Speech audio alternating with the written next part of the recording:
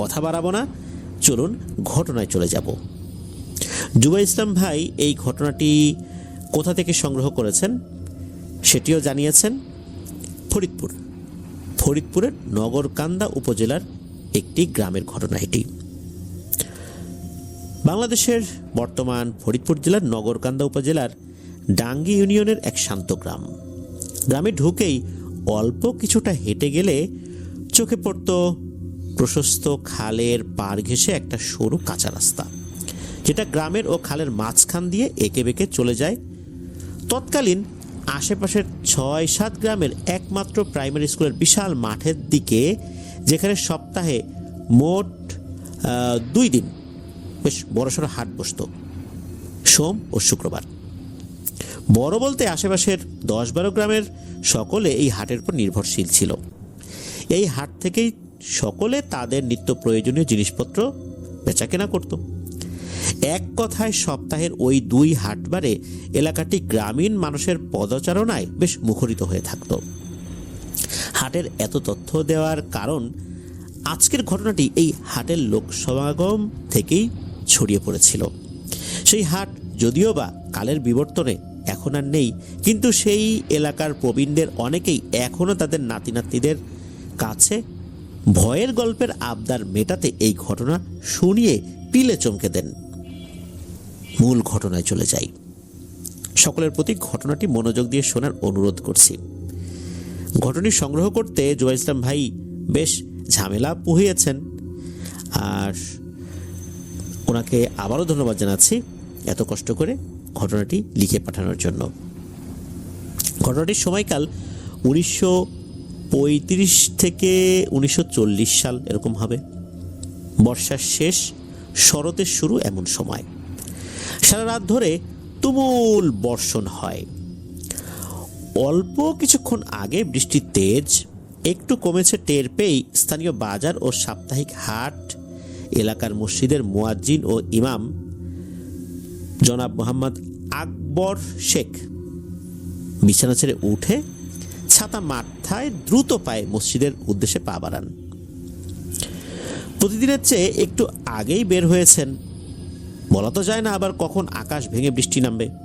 এক হাতে হারিকেন, অন্য হাতে ছাতা ধরে আলী সাহেব এটা সেটা চিন্তা করতে করতে কর্দমাক্ত মাটির উপর দিয়ে ধীরে সুস্থে সমগ্র ইউনিয়নের একমাত্র প্রাইমারি স্কুলের পথে হাঁটতে থাকেন। স্কুল ঘরের সামনেই বিশাল মাঠ, যার উত্তর দিকে ছিল মসজিদটি এবং দক্ষিণ দিকে প্রাচীনত্বের ছাপ বুকে নিয়ে দাঁড়িয়েছিল নাম না জানা অচেনা এক দেবীর মন্দির। সঠিক করে কেউই আসলে সেই মন্দিরের বয়স বলতে পারে না। বহুকাল আগে যখন এলাকাটি হিন্দু বসতিপূর্ণ ছিল, তখন সেখানকার স্থানীয় জমিদার সেই মন্দির নির্মাণ করেন। জমিদার বিষয়ে সঠিক তথ্য অবশ্য পাওয়া যায়নি। মন্দিরের পেছনেই ছিল বিশাল দিঘি। আলী সাহেব যে পথে এসেছেন সেই পথে তাকে স্কুল ঘরের পাশ দিয়ে বের হয়ে কোনাকুনিভাবে হেঁটে মসজিদে যেতে হবে। স্কুল ঘরের পাশ দিয়ে বের হলে মন্দিরটি ঠিক ওনার 20 কি 30 গজ দক্ষিণে এবং মসজিদ প্রায় 50 গজ দূরে পড়ে। রাস্তায় প্রচুর কাদা জল থাকায় তিনি আস্তে আস্তে হাঁটছিলেন। বৃষ্টি কম থাকলেও থেকে থেকে বিদ্যুতের আলো, মেঘের গর্জন অনবরত চলছিল। এই অবস্থাতেই আলী সাহেব স্কুল ঘরের পাশ ঘুরে মসজিদের দিকে 3-4 কদম এগিয়েছেন। এমন সময় বিদ্যুতের চমকের আলোয় ওনার চোখে কোনো মন্দিরের ভেতরে ভগ্নপ্রায় দরজার উপরে একটা নড়াচড়া চোখে পড়ল।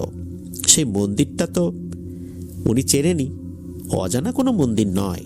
তবে অজানাটা হচ্ছে এটা আসলে ঠিক কোন দেবতার উপাসনা করতেন হিন্দু সম্প্রদায়ের লোকেরা, সেটা। এজন্যই মন্দিরের বেশ কিছু বিষয় অজানা। ওপারে আসলে নড়াচড়াটা কি করছে? তিনি সাথে সাথেই দাঁড়িয়ে পড়েন এবং মন্দিরের দিকে মাথা ঘুরিয়ে ভালো করে দেখার চেষ্টা করেন। এমন সময় আবার বিদ্যুৎ চমকে উঠল। আলী সাহেব দেখলেন দীর্ঘদেহী একটি ছায়া, এটা কালো ছায়া, শট করে দরজা থেকে সরে মন্দিরের ভেতরে দেয়ালের আড়ালে সরে গেল। আলী সাহেব এটা দেখে একটু ভয় পেয়ে গেলেন। তিনি দোয়া কালাম পড়তে পড়তে প্রায় দৌড়েই মসজিদে প্রবেশ করলেন, আর প্রবেশ করার একটু পরপরই উনি আজান দেন। ঝড় বৃষ্টির রাত, তাই মসজিদের আশেপাশের কয়েকটি বাড়ির অল্প কয়েকজন প্রবীণ মুসল্লি ও প্রাইমারি স্কুলের প্রধান শিক্ষক নামাজে আসেন। জামাত শেষে সবাই যখন বাড়ির দিকে পা বাড়ান, তখন আলী সাহেব হেডমাস্টারকে ডেকে কি দেখেছেন সেটা জানান। ওনাকে ডেকে যখন বিষয়টি জানালেন, হেডমাস্টার বিষয়টি হেসেই উড়িয়ে দিয়ে বলেন, বৃষ্টি বাদলার দিন, ঘুমের চোখে কি থেকে কি দেখেছ রে বাপু? বাদ দাও, বাড়ি গিয়ে ভালো করে আর একটা ঘুম দাও, সকালে দেখবা সব ঠিক হয়ে গেছে। এই বলে হেডমাস্টার আলী সাহেবকে সাথে নিয়ে মসজিদ থেকে বের হয়ে স্কুলের দিকে এগোতে থাকেন। নিজ বাড়ি অন্য জেলাতে হওয়ায় হেডমাস্টার সাহেব স্কুল ঘরের শেষের দিকে একটি কামরায় থাকতেন। একসাথে হেঁটে হেডমাস্টার সাহেব কিছুটা পথ এসে নিজের ঘরে চলে যান, আর আলী সাহেব নিজের বাড়ির দিকে এগিয়ে যান। এরপরে 2-3 দিন আলী সাহেব আর কিছুই দেখতে না পেয়ে স্বস্তি বোধ করেন। হেডমাস্টারের কথাই ঠিক ভেবে নিজের কাজকর্ম করতে থাকেন। সপ্তাহখানেক পর একদিন ফজরের জামাতে হেডমাস্টারকে দেখতে না পেয়ে নামাজ শেষে আলী সাহেব সহ আরও 2 জন হেডমাস্টারের এই না আসার কারণ সম্পর্কে জানতে চাইলেন যে ওনার কোনো অসুখ করেছে কিনা বা কোনো সমস্যা হয়েছে কিনা। হেডমাস্টারের সাথেই দেখা করার জন্য মূলত এরকম কথা বলতে বলতে এগিয়ে যান, তেমন কোনো তথ্য না পেয়ে, অর্থাৎ হেডমাস্টার বিষয়ে তেমন কোনো তথ্য না পেয়ে হেডমাস্টার যেখানে থাকতেন সেই ঘরের দিকে এগিয়ে যেতে থাকেন। সামনের দিকে এগিয়ে কয়েকজন মিলে দেখেন ঘরের দরজা হাট করে খোলা রয়েছে। ভেতরে উকি দিয়ে দেখা গেল হেডমাস্টার সাহেব ভেতরে নেই। আলী সাহেবের সাথে তার কয়েকজন মুসল্লি তো রয়েছে। তারা চিন্তা করলেন যে উনি কোথায় গেলেন, কোনো কাজে গেছেন ভেবে আরও কিছুক্ষণ অপেক্ষা করেও যখন কোনো লাভ হলো না, তখন ভোরের আলো ফুটতেই 3 জনে গ্রামের আরও কয়েকজনকে সাথে নিয়ে হেডমাস্টারকে খুঁজতে শুরু করেন। কিন্তু পুরো 2 দিন আশেপাশের 2-3 গ্রাম তন্ন তন্ন করে খুঁজেও হেডমাস্টারের কোনো চিহ্নও পাওয়া যায়নি। তৃতীয় দিন দুপুরে মন্দিরের পেছনে অবস্থিত দিঘিতে এলাকার কিছু জওয়ান ছেলের দল গোসল করছিল। তাদের মধ্যে 2-3 জন সাঁতরে দিঘির প্রায় মাঝে চলে গিয়েছে। এমন সময় তাদের একজন আচমকা চিৎকার দিয়ে বলে ওঠে, ওরে আমারে ধর, আমার পা ধইরা কিসে যেন টান দিছে। এই কথা শুনে বাকি 2 জন সাঁতরে তার কাছে যায়। বেশ খানিকক্ষণ টানাটানি করে তাকে ছাড়িয়ে নিয়ে সাঁতরে পাড়ের দিকে আগাতে থাকে। দিঘিতে আরও যারা গোসল করতে এসেছিল তারা পাড়ে দাঁড়িয়ে বা বসে নিজেদের কাজ করছে। তাদের কয়েকজন ছেলেটির চিৎকার শুনে চোখে বিরক্তি নিয়ে তাকায়। দেখতে পায় ছেলেটিকে ছাড়িয়ে নিয়ে বাকি 2 জন সাঁতরে 5 থেকে 7 ফুট পাড়ের দিকে সাঁতরে দিয়ে এগিয়েছে আর কি, বা সাঁতার দিয়ে এগিয়েছে। এমন সময় যেই জায়গা থেকে ছেলেটির চিৎকার আসলে এসেছিল, ঠিক সেখানে পানিতে প্রথমে প্রচুর বুদবুদ, এরপরে শুরু হয় পাক, অর্থাৎ ঘূর্ণি। পাড়টা কিন্তু 5 থেকে 7 ফুটের ছিল আর কি, যেটা আমরা বললাম। তো এই যে ঘূর্ণি যখন হয়েছে, ছেলেরা তো ভয় পেয়ে দ্রুত সাঁতরে এসে উঠেই ফিরে তাকায় দিঘির দিকে। বেশ খানিকক্ষণ বুদবুদ ও ঘূর্ণিপাক হয়ে দিঘির পানি আবার শান্ত স্থির হয়ে যায়। এর মধ্যে ছেলে 3টি পাড়ে আসার পর 2-1 জনের চিৎকারের আসলে কারণ জানতে চাওয়া তো স্বাভাবিক, যে কেন চিৎকার করে উঠলো। ভুক্তভোগী ছেলেটি জানায় তখন তাদের সকলকে আসলে এই বিষয়টা ভালোভাবে অবগত করার জন্য যে ওই স্থানে সাঁতরে যাওয়ার পর হঠাৎ করে তার মনে হয় পায়ে কোনো লতা বা দড়ি জড়িয়েছে, তাই হাত দিয়ে সেটা পা থেকে ছাড়ানোর জন্য পানিতে 1 হাত ডুবিয়ে দেয়। কিন্তু যে জিনিসটা তার হাতে অনুভূত হয় সেটি আসলে দড়ি বা দড়ি জাতীয় কিছু বলা যাবে না। এটা আসলে কি ছিল? তো আসলে এই কথা বলতে বলতে দিঘির নিচ থেকে হঠাৎ করে ভুস করে কি যেন একটা ভেসে আসার বা ভেসে ওঠার শব্দ সবাই শুনতে পায়। সবাই দেখতে পায় উপর অবস্থায় একটি উলঙ্গ দেহ ভেসে উঠেছে। এটা দেখেই ভয়ে যে যেদিকে পারে সেদিকে ছুট লাগায়। কয়েকজন ছুটে গিয়ে গ্রামের লোকজনদেরকে ডেকেও নিয়ে আসে। অল্প কিছুক্ষণের মধ্যেই পুরো গ্রামের লোকজন এবং আরও বেশ কিছু আশেপাশের গ্রামের লোকজনও ওই দিঘির পাড়ে এসে জমা হয়। এরপরে যা হয়, এলাকার লোকজন দল বেঁধে নেমে জাল ফেলে লাশ টেনে পাড়ে নিয়ে আসে।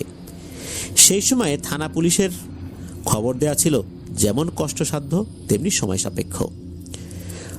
তবে প্রতি গ্রামে একজন চৌকিদার নিযুক্ত ছিলেন। তার উপস্থিতিতে গ্রামের মোড়ল লাশটিকে উপর অবস্থা থেকে চিৎ করেন এবং সাথে সাথে লাশের পাড়ে ভিড় করে থাকা লোকজন সবাই ভয়ে ছিটকে পিছিয়ে আসেন।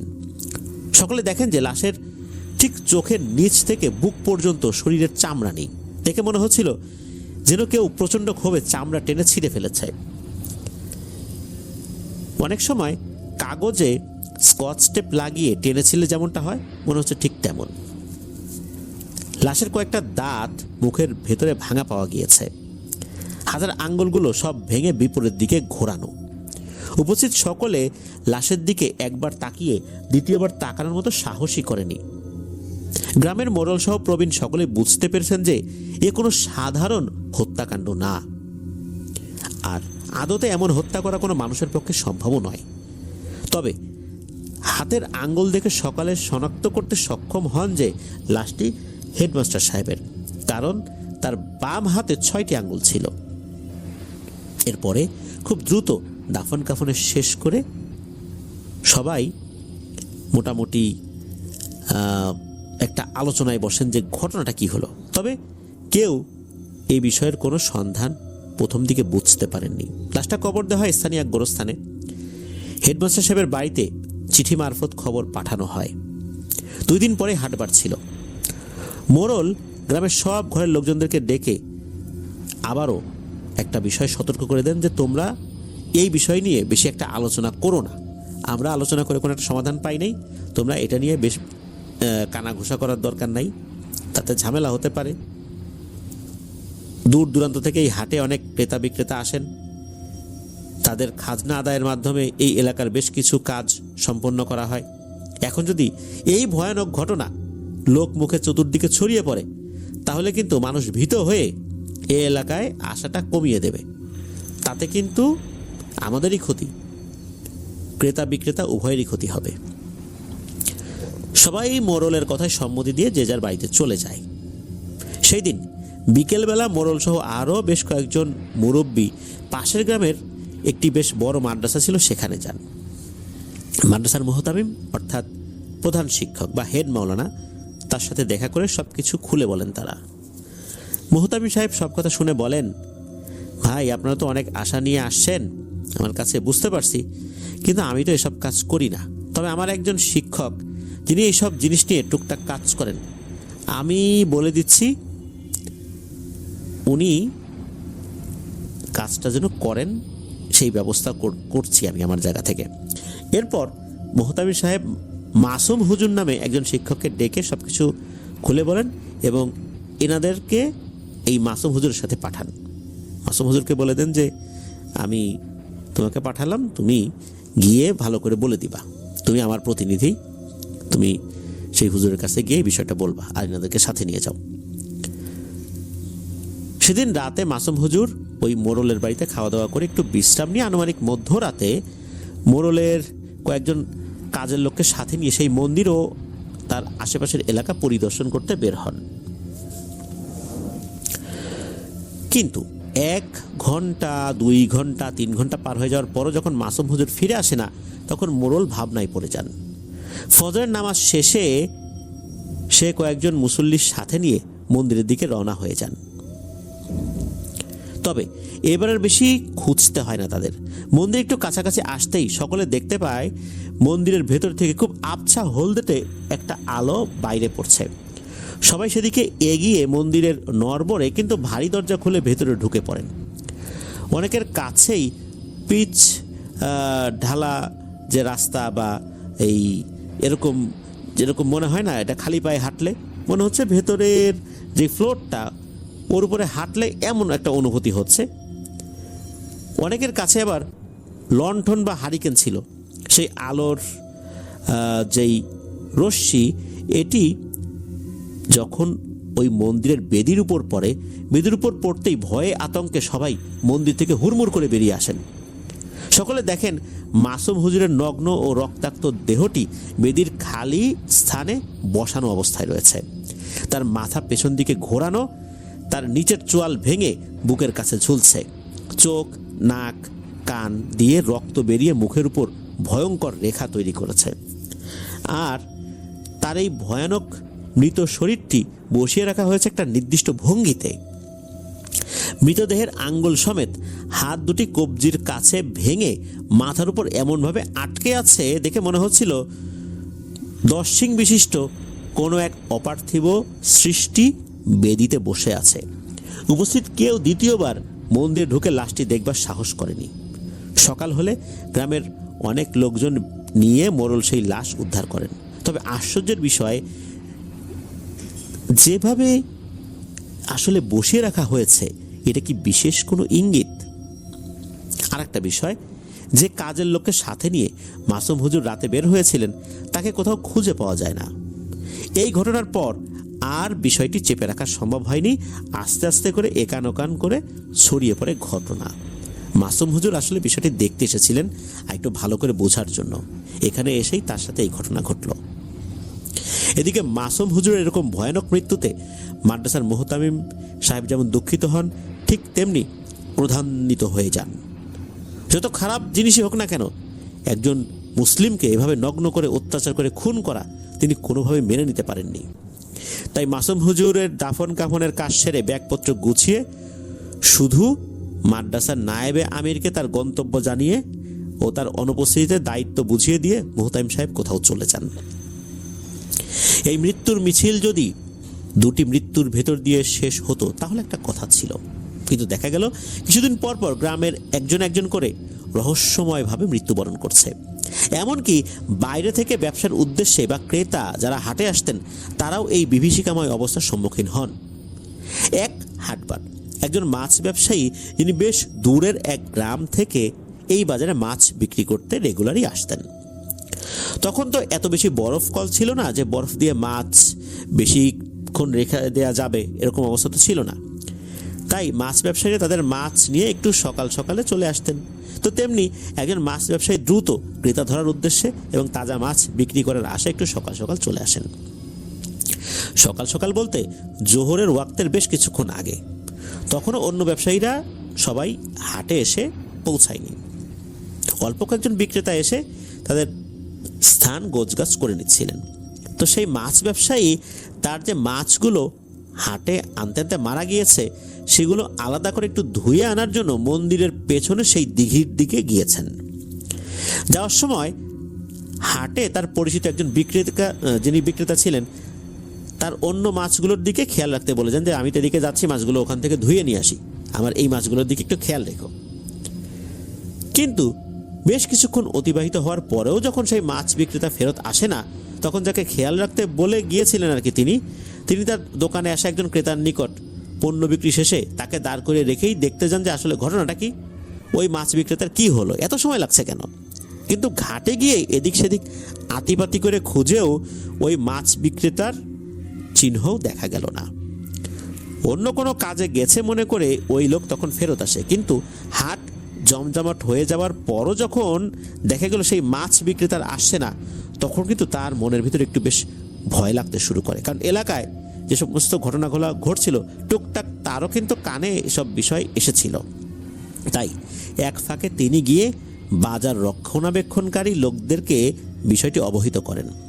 বাজারের লোকেরা তৎক্ষণাৎ সেই মাছ ব্যবসায়ীকে খুঁজতে বের হয়ে যান, কিন্তু অনেক খোঁজাখুঁজি করার পরেও তারা সেই ব্যবসায়ীকে খুঁজে বের করতে ব্যর্থ হন। সেই দিনের হাট বাজার শেষে আরও একদিন পার হয়ে যাওয়ার পর সেই মাছ ব্যবসায়ীর লাশ পাওয়া যায় দিঘির অপর পারে উল্টোভাবে মাটিতে পোতা অবস্থায়, অর্থাৎ তার মাথা থেকে কোমর পর্যন্ত মাটির নিচে পুঁতে রাখা অবস্থায় ছিল, আর কোমরের নিচ থেকে পা পর্যন্ত মাটির বাইরে ছিল। এরপরে আর বিষয়টি ধামাচাপা দিয়ে কোনোভাবেই রাখা সম্ভব হলো না। যে সকল বিক্রেতারা হাটে আসতেন তাদের মধ্যে প্রভাবশালী কিছু ব্যবসায়ী বিষয়টি নিয়ে বেশ প্রতিবাদ মুখর হয়ে ওঠেন। তাদের অনেকেরই ধারণা হয়েছিল যে কোনো অসাধু লোক টাকা পয়সার লোভে সেই ব্যবসায়ীকে খুন করে ওই অবস্থায় রেখে গিয়েছে। এরপরে যা হয়, ব্যবসায়ীদের অনেকে মিলে থানা পুলিশের কাছে বিষয়টি জানায়। পুলিশ এসে নিজেদের মতো করে তদন্ত শুরু করে। 2-3 দিন ধরে খুঁজেও খুনের কোনো আলামত না পেয়ে তারা তদন্ত বন্ধ করে দেয়। কিন্তু হাটের প্রভাবশালী ব্যবসায়ীদের কয়েকজনের অনুরোধে স্থানীয় থানার দারোগা সাহেব প্রতি হাটবারে 2 জন করে সিপাহী পুলিশ হাটের শৃঙ্খলা রক্ষণাবেক্ষণের জন্য নিযুক্ত করেন। এরপরে বেশ কয়েকটি হাটবারে আর কোনো অঘটন ঘটেনি, এমনকি মন্দিরের আশেপাশেও কোনো অস্বাভাবিক ঘটনা ঘটেনি বা কারো মুখে তেমন কোনো ঘটনা শোনাও যায়নি, যার কারণে গ্রামবাসী একটু নিশ্চিন্ত হয়, তাদের চলাফেরাও একটু স্বাভাবিক হয়। কিন্তু সেটাও খুব অল্প সময়ের জন্য। বলে রাখা ভালো, হাট এলাকা থেকে থানার দূরত্ব ছিল অনেকখানি এবং যাত্রাপথও মোটেও সহজ ছিল না। তাই মোতায়েন করা পুলিশেরা একদম ভোরে রওনা দিয়ে আসতেন এবং হাট চলাকালীন সময় টহল দিয়ে পরের দিন ভোরে চলে যেতেন। সিপাহী পুলিশদের হাটের টহলের 11তম দিনের কথা। সেদিনও সকালে খুব ভোরে রওনা দিয়ে পুলিশ 2 জন যখন সূর্য মাথার উপর এসেছে, এই সূর্য মাথার উপর থাকতেই হাটে তাদের অস্থায়ী ক্যাম্পে চলে আসেন। প্রতিবারের মতন যেভাবে ডিউটি করেছেন সেই মতোই সব কিছু গুছিয়ে নিয়ে একজন ক্যাম্পে বা একজন টহলে বের হয়ে যান। সন্ধ্যার আগ পর্যন্ত কোনো সমস্যা ছাড়াই তারা ডিউটি সম্পন্ন করেন। এরপরে মাগরিবের আজান শুনে সালাত আদায় করার জন্য একজন পাহারায় থাকেন আর অন্যজন অজুর উদ্দেশ্যে ওই দিঘির উদ্দেশ্যে এগিয়ে যান। যিনি পাহারায় ছিলেন, মিনিট 2 পরেই তার মনে পড়ল তাদের দারোগা সাহেব তাদেরকে বারবার করে বলে দিয়েছেন মন্দির ও দিঘি সংলগ্ন এলাকায় যেখানেই যাক একসাথে সশস্ত্র অবস্থায় যেতে। একথা মনে পড়তেই তিনি বন্দুক হাতে দ্রুত পায়ে দিঘির দিকে এগিয়ে যান। কিন্তু দিঘির ঘাটে গিয়ে সহকর্মীকে কোথাও দেখতে পান না। একে তো হাটের শেষ সময়, তার উপরে এলাকার যে সমস্ত পূর্বে ঘটনা ঘটেছে সেগুলোর রেশ তো এখনো পুরোপুরি কাটে নাই, আবার এখনো অন্ধকার পুরোপুরি হয় নাই। এই অন্ধকার পুরোপুরি নামার আগেই হাট এলাকা কিন্তু প্রায় খালি হয়ে গেছে। 2-1টি স্থায়ী দোকানদার অর্ধেক ঝাঁপি ফেলে ভেতরে বসে হিসাব নিকাশ করছে। এমন পরিস্থিতিতে কাউকে সাথে নিয়ে সঙ্গী খুঁজবেন সেই অবস্থাও ছিল না। অগত্যা নিজেই বন্দুক হাতে নিয়ে দিঘির দিকে এগিয়ে যান। ঘাটের কাছে গিয়ে এদিক ওদিক খুঁজে সঙ্গীকে উনি তো পেলেন না। আসলে ব্যাপারটা কি? যখন পাওয়া গেল না, তার সঙ্গীর নাম ধরে ডাকতে শুরু করেন। দিঘির দিক থেকে মন্দিরের দিকে এগিয়ে যান। এবার মন্দিরের কাছে আসতে তার মনে হলো একটা চাপা গোঙানির আওয়াজ শুনতে পেয়েছেন। তাই নিশ্চিত হওয়ার জন্য আরও কিছুটা সময় দাঁড়িয়ে অপেক্ষা করেন। 20 থেকে 25 সেকেন্ডের মতো হয়েছে আর কি। এরপর আবার একই গোঙানি শুনতে পেয়ে শব্দের উৎস লক্ষ্য করে দৌড়ে মন্দিরের পেছন দিকে এগিয়ে যান এবং সেখানে গিয়ে তিনি যা দেখেন সেটা দেখার জন্য আসলে কেউই প্রস্তুত থাকে না। আসলে ভয়ঙ্কর একটা দৃশ্য। তিনি দেখেন কালো আলখেল্লা পরিহিত অবস্থায় প্রায় 7 থেকে 8 ফুট উচ্চতার 2টি অবয়ব, যাদের 4টি করে হাতের 2টি দিয়ে তার সঙ্গীর 4 হাত পা ধরে ঝুলন্ত অবস্থায় হেঁটে যাচ্ছে। কোথায় বা কোন দিকে যাচ্ছে সেটা বোঝা যায়নি, কারণ পেছনে বন্দুক হাতে তিনি এসে পড়তেই অবয়ব 2টি দাঁড়িয়ে যায় এবং সেখান থেকেই হিংস্র চাপা এক ধরনের গর্জন করতে থাকে। এমন ভয়াল পরিস্থিতি ও তাদের সেই গর্জন শুনে কিছু মুহূর্ত ভয়ে স্থির হয়ে গেলেও শরীর তো দীর্ঘদিন একটা ট্রেনিং নিয়েছে, তাই না? দীর্ঘদিনের ট্রেনিংয়ের কারণেই হোক বা সঙ্গীকে বাঁচানোর তাগিদেই হোক না কেন, আপনা থেকেই তাদের দিকে বন্দুক তাক করে 1 রাউন্ড গুলি ছোড়ে। গুলি লেগেছে কিনা বোঝা যায়নি, তবে অবয়ব 2টি তার সঙ্গীকে মাটিতে নামিয়ে রেখে তার দিকে ঘুরে তাকায়। আর তখনই সে তাদের চেহারা দেখতে পায়। চেহারা না, এটা দুঃস্বপ্ন বলাই ভালো।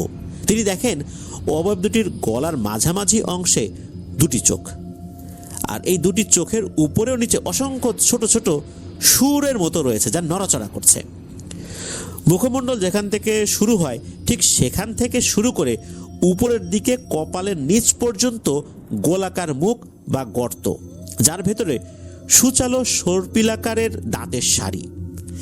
যা বড় হয়ে শুরু হয়ে আস্তে আস্তে ছোট হতে হতে গলার দিকে নেমে গেছে। তাদের সেই মুখের ভেতর থেকে বেরিয়ে আসছিল এক ধরনের হলুদাভ আলো। মূলত তাদের মুখের ভেতর থেকে আসা সেই আলোতেই তিনি তাদের ভয়ানক রূপটি দেখতে পান। হয়তো মৃত্যু ভয়েই তার হাত থেকে আবারও এক রাউন্ড গুলি ছুটে চলে যায়, কিন্তু সেই অবয়ব দুটির কোনো হেলদোল নেই। তারা আস্তে আস্তে এক পা দু পা করে তার দিকে এগিয়ে আসতে থাকে। এমন সময় কাছাকাছি কয়েকজন মানুষের কথা বলার শব্দ শুনতে পেয়ে অবয়ব দুটি দাঁড়িয়ে পড়ে এবং কথার শব্দ তাদের দিকে আরেকটু এগিয়ে আসতে যখন শুরু করে, তখন শূন্যে ভেসে পুরনো মন্দিরের পেছনের দেয়াল ভেদ করে অবয়ব দুটি অদৃশ্য হয়ে যায়। এরপর তিনি আর দাঁড়িয়ে থাকতে পারেননি, সেখানেই জ্ঞান হারিয়ে লুটিয়ে পড়েন। টানা 2 দিন স্থানীয় লোকজনের একান্ত চেষ্টায় অবশেষে তার জ্ঞান ফেরে। জ্ঞান ফেরার পরেও বেশ কিছুক্ষণ তার মুখ দিয়ে কথা বের হয় না। সকলেই বুঝতে পারে যে পুলিশটি মারাত্মক বাজে কিছু দেখে ভয় পেয়েছে। অন্যদিকে উদ্ধারের পর তার সঙ্গীর অবস্থা বেশ খারাপ হয়ে যাওয়ায় তাকে সেই রাতেই হসপিটালে চিকিৎসা দেওয়ার জন্য পাঠিয়ে দেওয়া হয়। তখনকার সময় হসপিটাল তো এরকম কাছাকাছি ছিল না। বাঁশের মাচা তৈরি করে সেটা 2 জন লোক উঁচু করে এপাশে একজন ধরে ওপাশে একজন ধরে এভাবে নিয়ে যেত। এইভাবে কিন্তু আগেকার দিনে অনেক দূর থেকে চিকিৎসা নেওয়ার জন্য মানুষদেরকে হসপিটালে নিয়ে আসা হতো। ঘটনার পরের দিন ভোরবেলা মোরল থানায় লোক পাঠিয়ে দারোগা সাহেবকে পুলিশ 2 জনের অবস্থা জানাতেই দারোগা সাহেব আরও বেশ কয়েকজন পুলিশ ও অস্ত্র নিয়ে গ্রামে চলে আসেন। অপেক্ষা করতে থাকেন একজন সদস্যের জ্ঞান ফেরার। জ্ঞান ফেরার পর দারোগা সাহেব তাকে দেখতে আসেন। তাকে জিজ্ঞেস করেন সেই রাতের ভয়াবহ অভিজ্ঞতার কথা। সেই রাতের ভয়াবহ অভিজ্ঞতার বিস্তারিত শুনে বেশ অবাক হয়ে যান উনি। এমন ঘটনাও যে ঘটতে পারে এটা তার সচেতন মন কোনোভাবেই মানতে পারছিল না। তাই নিজেই সরেজমিনে মন্দির ও দিঘি সংলগ্ন এলাকা পরিদর্শন করেন। অনেকক্ষণ এদিক সেদিক ঘোরাঘুরি করেও অপরাধের কোনো চিহ্ন খুঁজে না পেয়ে চিন্তিত মনে তার মোড়ল সহ গ্রামবাসীদের স্কুল ঘরে ডেকে কে কি দেখেছে, বাইরে কোনো লোককে ওখানে ঘুরতে দেখেছে কিনা, এ সমস্ত তথ্য জোগাড় করার চেষ্টা করেন। ভূত প্রেত আসলে উনি বিশ্বাস করেননি। আইনের লোকদের কাছে এই বিষয়গুলো আসলে ওভাবে বিশ্বাসযোগ্যও নয়, কারণ প্রমাণ ছাড়া তো কোনো কেস ফাইল করা যায় না বা কোনো বিষয়ে আগারও যায় না। তিনি ভেবেছিলেন কোনো একটি সংঘবদ্ধ চক্র সরল গ্রামবাসীর অন্ধবিশ্বাসকে কাজে লাগিয়ে কুকর্ম করছে। ওই দিন দেরি হয়ে যাওয়ায় সেদিন ফিরতে না পেরে গ্রামেই দারোগা সাহেব অবস্থান করেন। রাতে খাওয়া দাওয়া শেষে স্কুল ঘরে একটি কামরায় তার এবং তার সাথীদের অর্থাৎ সহকর্মীদের থাকার ব্যবস্থা করা হয়েছিল। মোড়ল তাকে নিজ বাড়িতে থাকার অনুরোধ করলেও তিনি রাজি হননি। আসলে তার ইচ্ছা গভীর রাতে তিনি নিজে আবার মন্দিরের চারপাশ পরিদর্শন করবেন। আনুমানিক মধ্যরাতে প্রকৃতির ডাকে সাড়া দিতে একজন সিপাহী উঠে রুম থেকে বাইরে বেরোতে যাবেন, এমন সময় তার চোখ যায় মন্দিরের দিকে। খুব আবছা একটি নীল আলো তার নজরে আসে। তিনি বাইরে যাওয়ার কথা ভুলে দ্রুত দারোগা সাহেবের বিছানার দিকে এগিয়ে তাকে ঘুম থেকে ডেকে বিষয়টি জানান। দারোগা সাহেব ঘুম ভেঙে উঠে সকলকে ডেকে তুলে অস্ত্র হাতে খুবই সন্তর্পণে এগিয়ে যান মন্দিরের দিকে। চাঁদের আলোয় আতঙ্কগ্রস্ত গ্রামের আতঙ্কের যে কারণ, সেই দিকে এগিয়ে যেতে যেতে দারোগা নিজেই একটু ভয় ভয় পাচ্ছিলেন। কিন্তু কৌতূহলের কাছে ভয় আজীবন কিন্তু হার মেনে নেয়। এক্ষেত্রে ব্যতিক্রম হয়নি। দারোগা ও তার দলের লোকজন মন্দিরের 10 থেকে 20 কদম দূরত্বে চারদিকে গিয়ে অবস্থান নিয়ে দাঁড়ায়। দারোগা দলের লোকদের ইশারা করে অপেক্ষা করতে বলে নিজে আস্তে আস্তে মূল দরজার দিকে এগিয়ে যান। চাতালের সিঁড়িতে পা রাখতে যাবেন এমন সময় মন্দিরের ভেতর থেকে অস্পষ্ট সুরে মন্ত্র পাঠের শব্দ শুনতে পান। দারোগা অল্প কিছুক্ষণ অপেক্ষা করে ইশারায় সকলকে এগিয়ে আসতে বলে নিজে সবার আগে মন্দিরের দরজা ধাক্কা দিয়ে ভেতরে ঢোকেন, আর সেটাই ছিল তার চরম ভুল। বাকিরা তখন চাতালের সিঁড়ির কাছে এসেছে মাত্র তারা দেখতে পায় মন্দিরের দরজা দিয়ে ঢুকে দারোগা শুধু এখানে কে এই প্রশ্নটা করতে পেরেছেন। সাথে সাথে মন্দিরের সেই ভাঙা দরজা আপনা থেকেই সশব্দে বন্ধ হয়ে যায়। তারপরে শোনা যায় ভয়ঙ্কর এক গর্জন, যা সেই রাতে ঘুমিয়ে থাকা গ্রামবাসীকেও আতঙ্কিতভাবে ঘুম থেকে জাগিয়ে তোলে। সেই ভয়ানক গর্জনের শব্দ শুনে দারোগার যে দলবল ছিল তারা যে যেদিকে পারে সেদিকে দৌড়ে পালিয়ে যায়। দৌড়ানো অবস্থায় তারা দারোগার আর্তনাদ ও কয়েক রাউন্ড গুলির শব্দ শুনতে পেয়েছিল, কিন্তু কেউ আর পেছনে ফিরে তাকায়নি। নিজের জীবন বাঁচাতে তখন বেপরোয়া সবাই দিক বিদিক জ্ঞান শূন্য হয়ে দৌড়ে পালিয়ে যায়। পরদিন সকাল মোড়লের বাড়িতে স্থানীয় গ্রাম্য চিকিৎসকের চিকিৎসায় বেশ বেলা করে দারোগার জ্ঞান ফেরে। চারদিকে তাকিয়ে তিনি পায়ের কাছে মোড়লকে এবং মাথার কাছে জুব্বা পাগড়ি পরিহিত একজন 30-35 বছরের যুবককে দাঁড়িয়ে থাকতে দেখতে পান। রাতের ভয়ঙ্কর পরিস্থিতির কথা মনে করে হোক বা বেঁচে ফিরে আসার আনন্দেই হোক, দারোগা সেই তরুণ হুজুরের ডান হাত নিজের 2 হাতের মুঠোয় শক্ত করে ধরে কান্নায় ভেঙে পড়েন। তরুণ হুজুর কিন্তু তাকে শান্ত করার জন্য কোনো সান্ত্বনা বাক্য ব্যয় না করে বরং অপেক্ষা করেন। বেশ কয়েক মিনিট কান্নাকাটি করে দারোগা একটু শান্ত ও সুস্থির হলে হুজুর তাকে বিশ্রাম নিতে বলে চেয়ার ছেড়ে উঠে দাঁড়ান।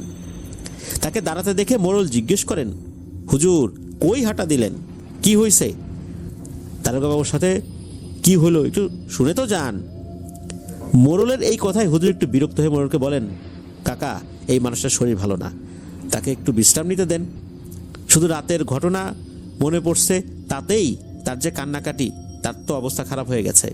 এখন যদি এই ধরনের কথা আবার জিজ্ঞেস করি তাতে তার মানসিক অবস্থার আরও অবনতি হবে, সেই সাথে শারীরিক অবস্থার অবনতি হতে পারে। আসলে যার সাথে এই ধরনের ঘটনা ঘটে সেই জানে যে এই ঘটনার ভয়াবহতা তার উপর কিভাবে যায়। ভালো হয় আমরা ওনাকে এখন একটু একা থাকতে দেই, উনি একটু বিশ্রাম পাবেন, একটু নিজেকে সামলে নিক, এরপর না হয় কথাবার্তা হবে। আপনিও চলে আসেন আমার সাথে। এই বলে মোড়লকে প্রায় টেনে ঘর থেকে বাইরে বের করে নিয়ে আসেন। তারা বেরিয়ে যেতেই দারোগা হুজুরের কথাগুলো ভাবতে ভাবতে ঘুমের দেশে তলিয়ে যান। তার যখন ঘুম ভাঙে তখন সন্ধ্যার শেষ, রাতের শুরু, এমন একটা সময় আর কি। চোখ মেলে মাথার পাশের একটি মোড়ার উপরে রাখা হারিকেনের স্বল্প আলো দেখে সেটা বাড়িয়ে নিয়ে রুম থেকে সামনের বারান্দায় এসে দেখেন উঠোনে হেজাকবাতি জ্বালিয়ে মোড়ল এবং আরও কয়েকজন লোক হোগলা পাতার বোনা পাটির উপর বসে সকালে দেখা হুজুরকে নিয়ে কিছু বলছেন। ধীর পায়ে এগিয়ে সেদিকে যান দারোগা। তাকে দেখে উপস্থিত লোকজনদের মাঝে 2 জন উঠে গিয়ে দারোগাকে বসতে জায়গা করে দেন। দারোগা বসতেই সেই হুজুর জিজ্ঞেস করেন, এখন কেমন লাগছে সাহেব? দারোগা বলেন, হ্যাঁ আলহামদুলিল্লাহ আগের থেকে ভালো। এখন আপনি বলেন যে আপনি কিভাবে ওই অবস্থা থেকে আমাকে বাঁচিয়েছেন। এই প্রশ্ন শুনে হুজুর একটু হেসে দিয়ে বলেন যে স্যার, হায়াত মওত সব আল্লাহ তাআলার ইচ্ছা। আপনার হায়াত আল্লাহ তাআলা রেখেছেন, তাই আপনি এখানে বসে আছেন। হাত তুলে তাকে থামিয়ে দারোগা বলেন, হুজুর এই সমস্ত কথা তো আমি জানি, আপনি আমার এই প্রশ্নের উত্তরটা অন্তত দেন। দারোগা সাহেবকে কিঞ্চিত উত্তেজিত হতে দেখে মোড়ল সাহেব বলেন, দারোগা সাহেব শান্ত হন, আমরা সবাই কি হয়েছে সেটা জানার জন্যই এখানে বসে আছি। সবসময় তো আপনারাই আমাদেরকে জিজ্ঞেস করেন যে ঘটনা কি হয়েছে, তখন আমরা বলি। এখন আপনার কাছ থেকে আমরা শুনতে চাই আসলে কি হয়েছিল। হুজুরকে জিজ্ঞেস করেছি অনেকবার, কিন্তু উনি বলেছেন আপনার সামনেই উনি সবকিছু বলবেন। একথা শুনে দারোগা সাহেব কিছুটা শান্ত হন। তখন তরুণ হুজুর জিজ্ঞেস করেন, সাহেব আগে আপনি বলেন, আপনি মন্দিরে ঢুকে কি দেখেছেন? দারোগা সাহেব বলেন, হুজুর সেই অভিজ্ঞতা আমি ভুলতে চাইলেও জীবনেও হয়তোবা ভোলা সম্ভব না। মন্দিরের দরজা দিয়ে ভেতরে ঢোকার সাথে সাথে আমি প্রশ্ন করি, কে এখানে? এই প্রশ্নের পরপরই আপনা থেকেই দরজা বন্ধ হয়ে গিয়েছিল। আমার এক হাতে টর্চ লাইট আর অন্য হাতে রিভলভার। দরজা বন্ধ হওয়ার সাথে সাথে টর্চ জেলে আমি দরজার দিকে আলো ফেলতেই দেখি হুবহু আমার মতো দেখতে। বলা ভালো, আমি নিজে সম্পূর্ণ বিবস্ত্র অবস্থায় দরজায় দাঁড়িয়ে আছি। আমার সারা শরীর লাল রক্তে ভেজা, তবে হাতের নখ ময়লা নোংরা পশুর মতো। আমার মতো দেখতে এমন একটা জীব আমার দিকে লাল জ্বলন্ত চোখে তাকিয়ে ভয়ঙ্কর গর্জন দিয়ে ওঠে। কয়েক সেকেন্ড আমি হতভম্ব হয়ে যাই। এরপরে আমার হাতে থাকা রিভলভার দিয়ে সেই জিনিসটার দিকে একটা গুলি ছুড়ে দেই। বিশ্বাস করবেন কিনা জানি না, আমার মতো দেখতে সেই জীব 2 লাফে দরজার কাছ থেকে সরে বেদির কাছে চলে যায়। তাকে অনুসরণ করে সেদিকে আলো ঘুরিয়ে ফেলতেই আমি দেখি সেই জীব বেদির উপরে রাখা এক ভয়ঙ্কর মূর্তির পেছনে আড়াল নিয়েছে। আমার টর্চের আলোয় সেই মূর্তি একবার দেখে আমার সমস্ত জ্ঞান লোপ পায়। এমন মূর্তি কোনো দেবদেবীর হতে পারে না। জানি না শয়তান দেখতে কেমন, কিন্তু সেই মূর্তি দেখলে মনে হয় শয়তানও চমকে যাবে। এতটুকু বলে দারোগা 2 হাতে নিজের মুখ আড়াল করেন। মনে হচ্ছেন উনি এতটা ভয় পেয়েছেন, কথা বলতে বলতেই উনি মুখ ঢেকে ফেললেন। হুজুর দারোগা সাহেবের ঘাড়ে হাত রেখে বলেন, সাহেব আপনার বলতে যদি কষ্ট হয় তাহলে থাক। দারোগা উত্তর দেন, না না হুজুর, আমাকে বলতে দেন। আমি যা দেখেছি সেটা আপনাদের সবারই জানা উচিত। একটু দম নিয়ে দারোগা সাহেব আবার বলেন, আমি মূর্তির দিকে তাকিয়ে আছি। 4 থেকে 5 সেকেন্ড হবে। এমন সময় দেখি সেই মূর্তির পেছন থেকে একটু আগে দেখা আমার মতো দেখতে সেই জীবের মতোই এরকম 5-6টা বেরিয়ে আসছে। সবগুলোর চেহারা দেখতে হুবহু আমার মতো। এটা দেখেই আমি সাহস হারিয়ে ফেলি। এরপর কয়েকবার গুলি ছুড়ে দেই, কিন্তু একটা গুলিও সেই জীবগুলোর গায়ে লাগে না। দেখি তাদের একজন দড়ি হাতে আমার দিকে এগিয়ে আসছে, আর বাকিগুলো দুর্বোধ্য মন্ত্র পড়তে পড়তে আমার 2 দিকে আস্তে আস্তে অবস্থান নিতে থাকে। আর পারিনি, আমি জ্ঞান হারিয়ে ফেলি। মাঝে একবার জ্ঞান ফিরতেই হালকা চোখ মেলে দেখি আমার হাত পা বাঁধা অবস্থায় সেই মূর্তির সামনে উলঙ্গ করে ফেলে রাখা হয়েছে। সেখানে বেশ কিছু মোমবাতি বা এরকম কিছু জ্বলছিল। একটু নড়াচড়া করছিলাম, সেই শব্দে মাথার পেছন থেকে চাপা গর্জন শুনতে পেয়ে ঘুরে দেখতে যাচ্ছিলাম যে আসলে জিনিসটা কি। এমন সময় কেউ বা কিছু একটা আমার পেটের উপর সজোরে লাথি বসিয়ে দেয়। তখন আবার আমি ব্যথায় জ্ঞান হারিয়ে ফেলি।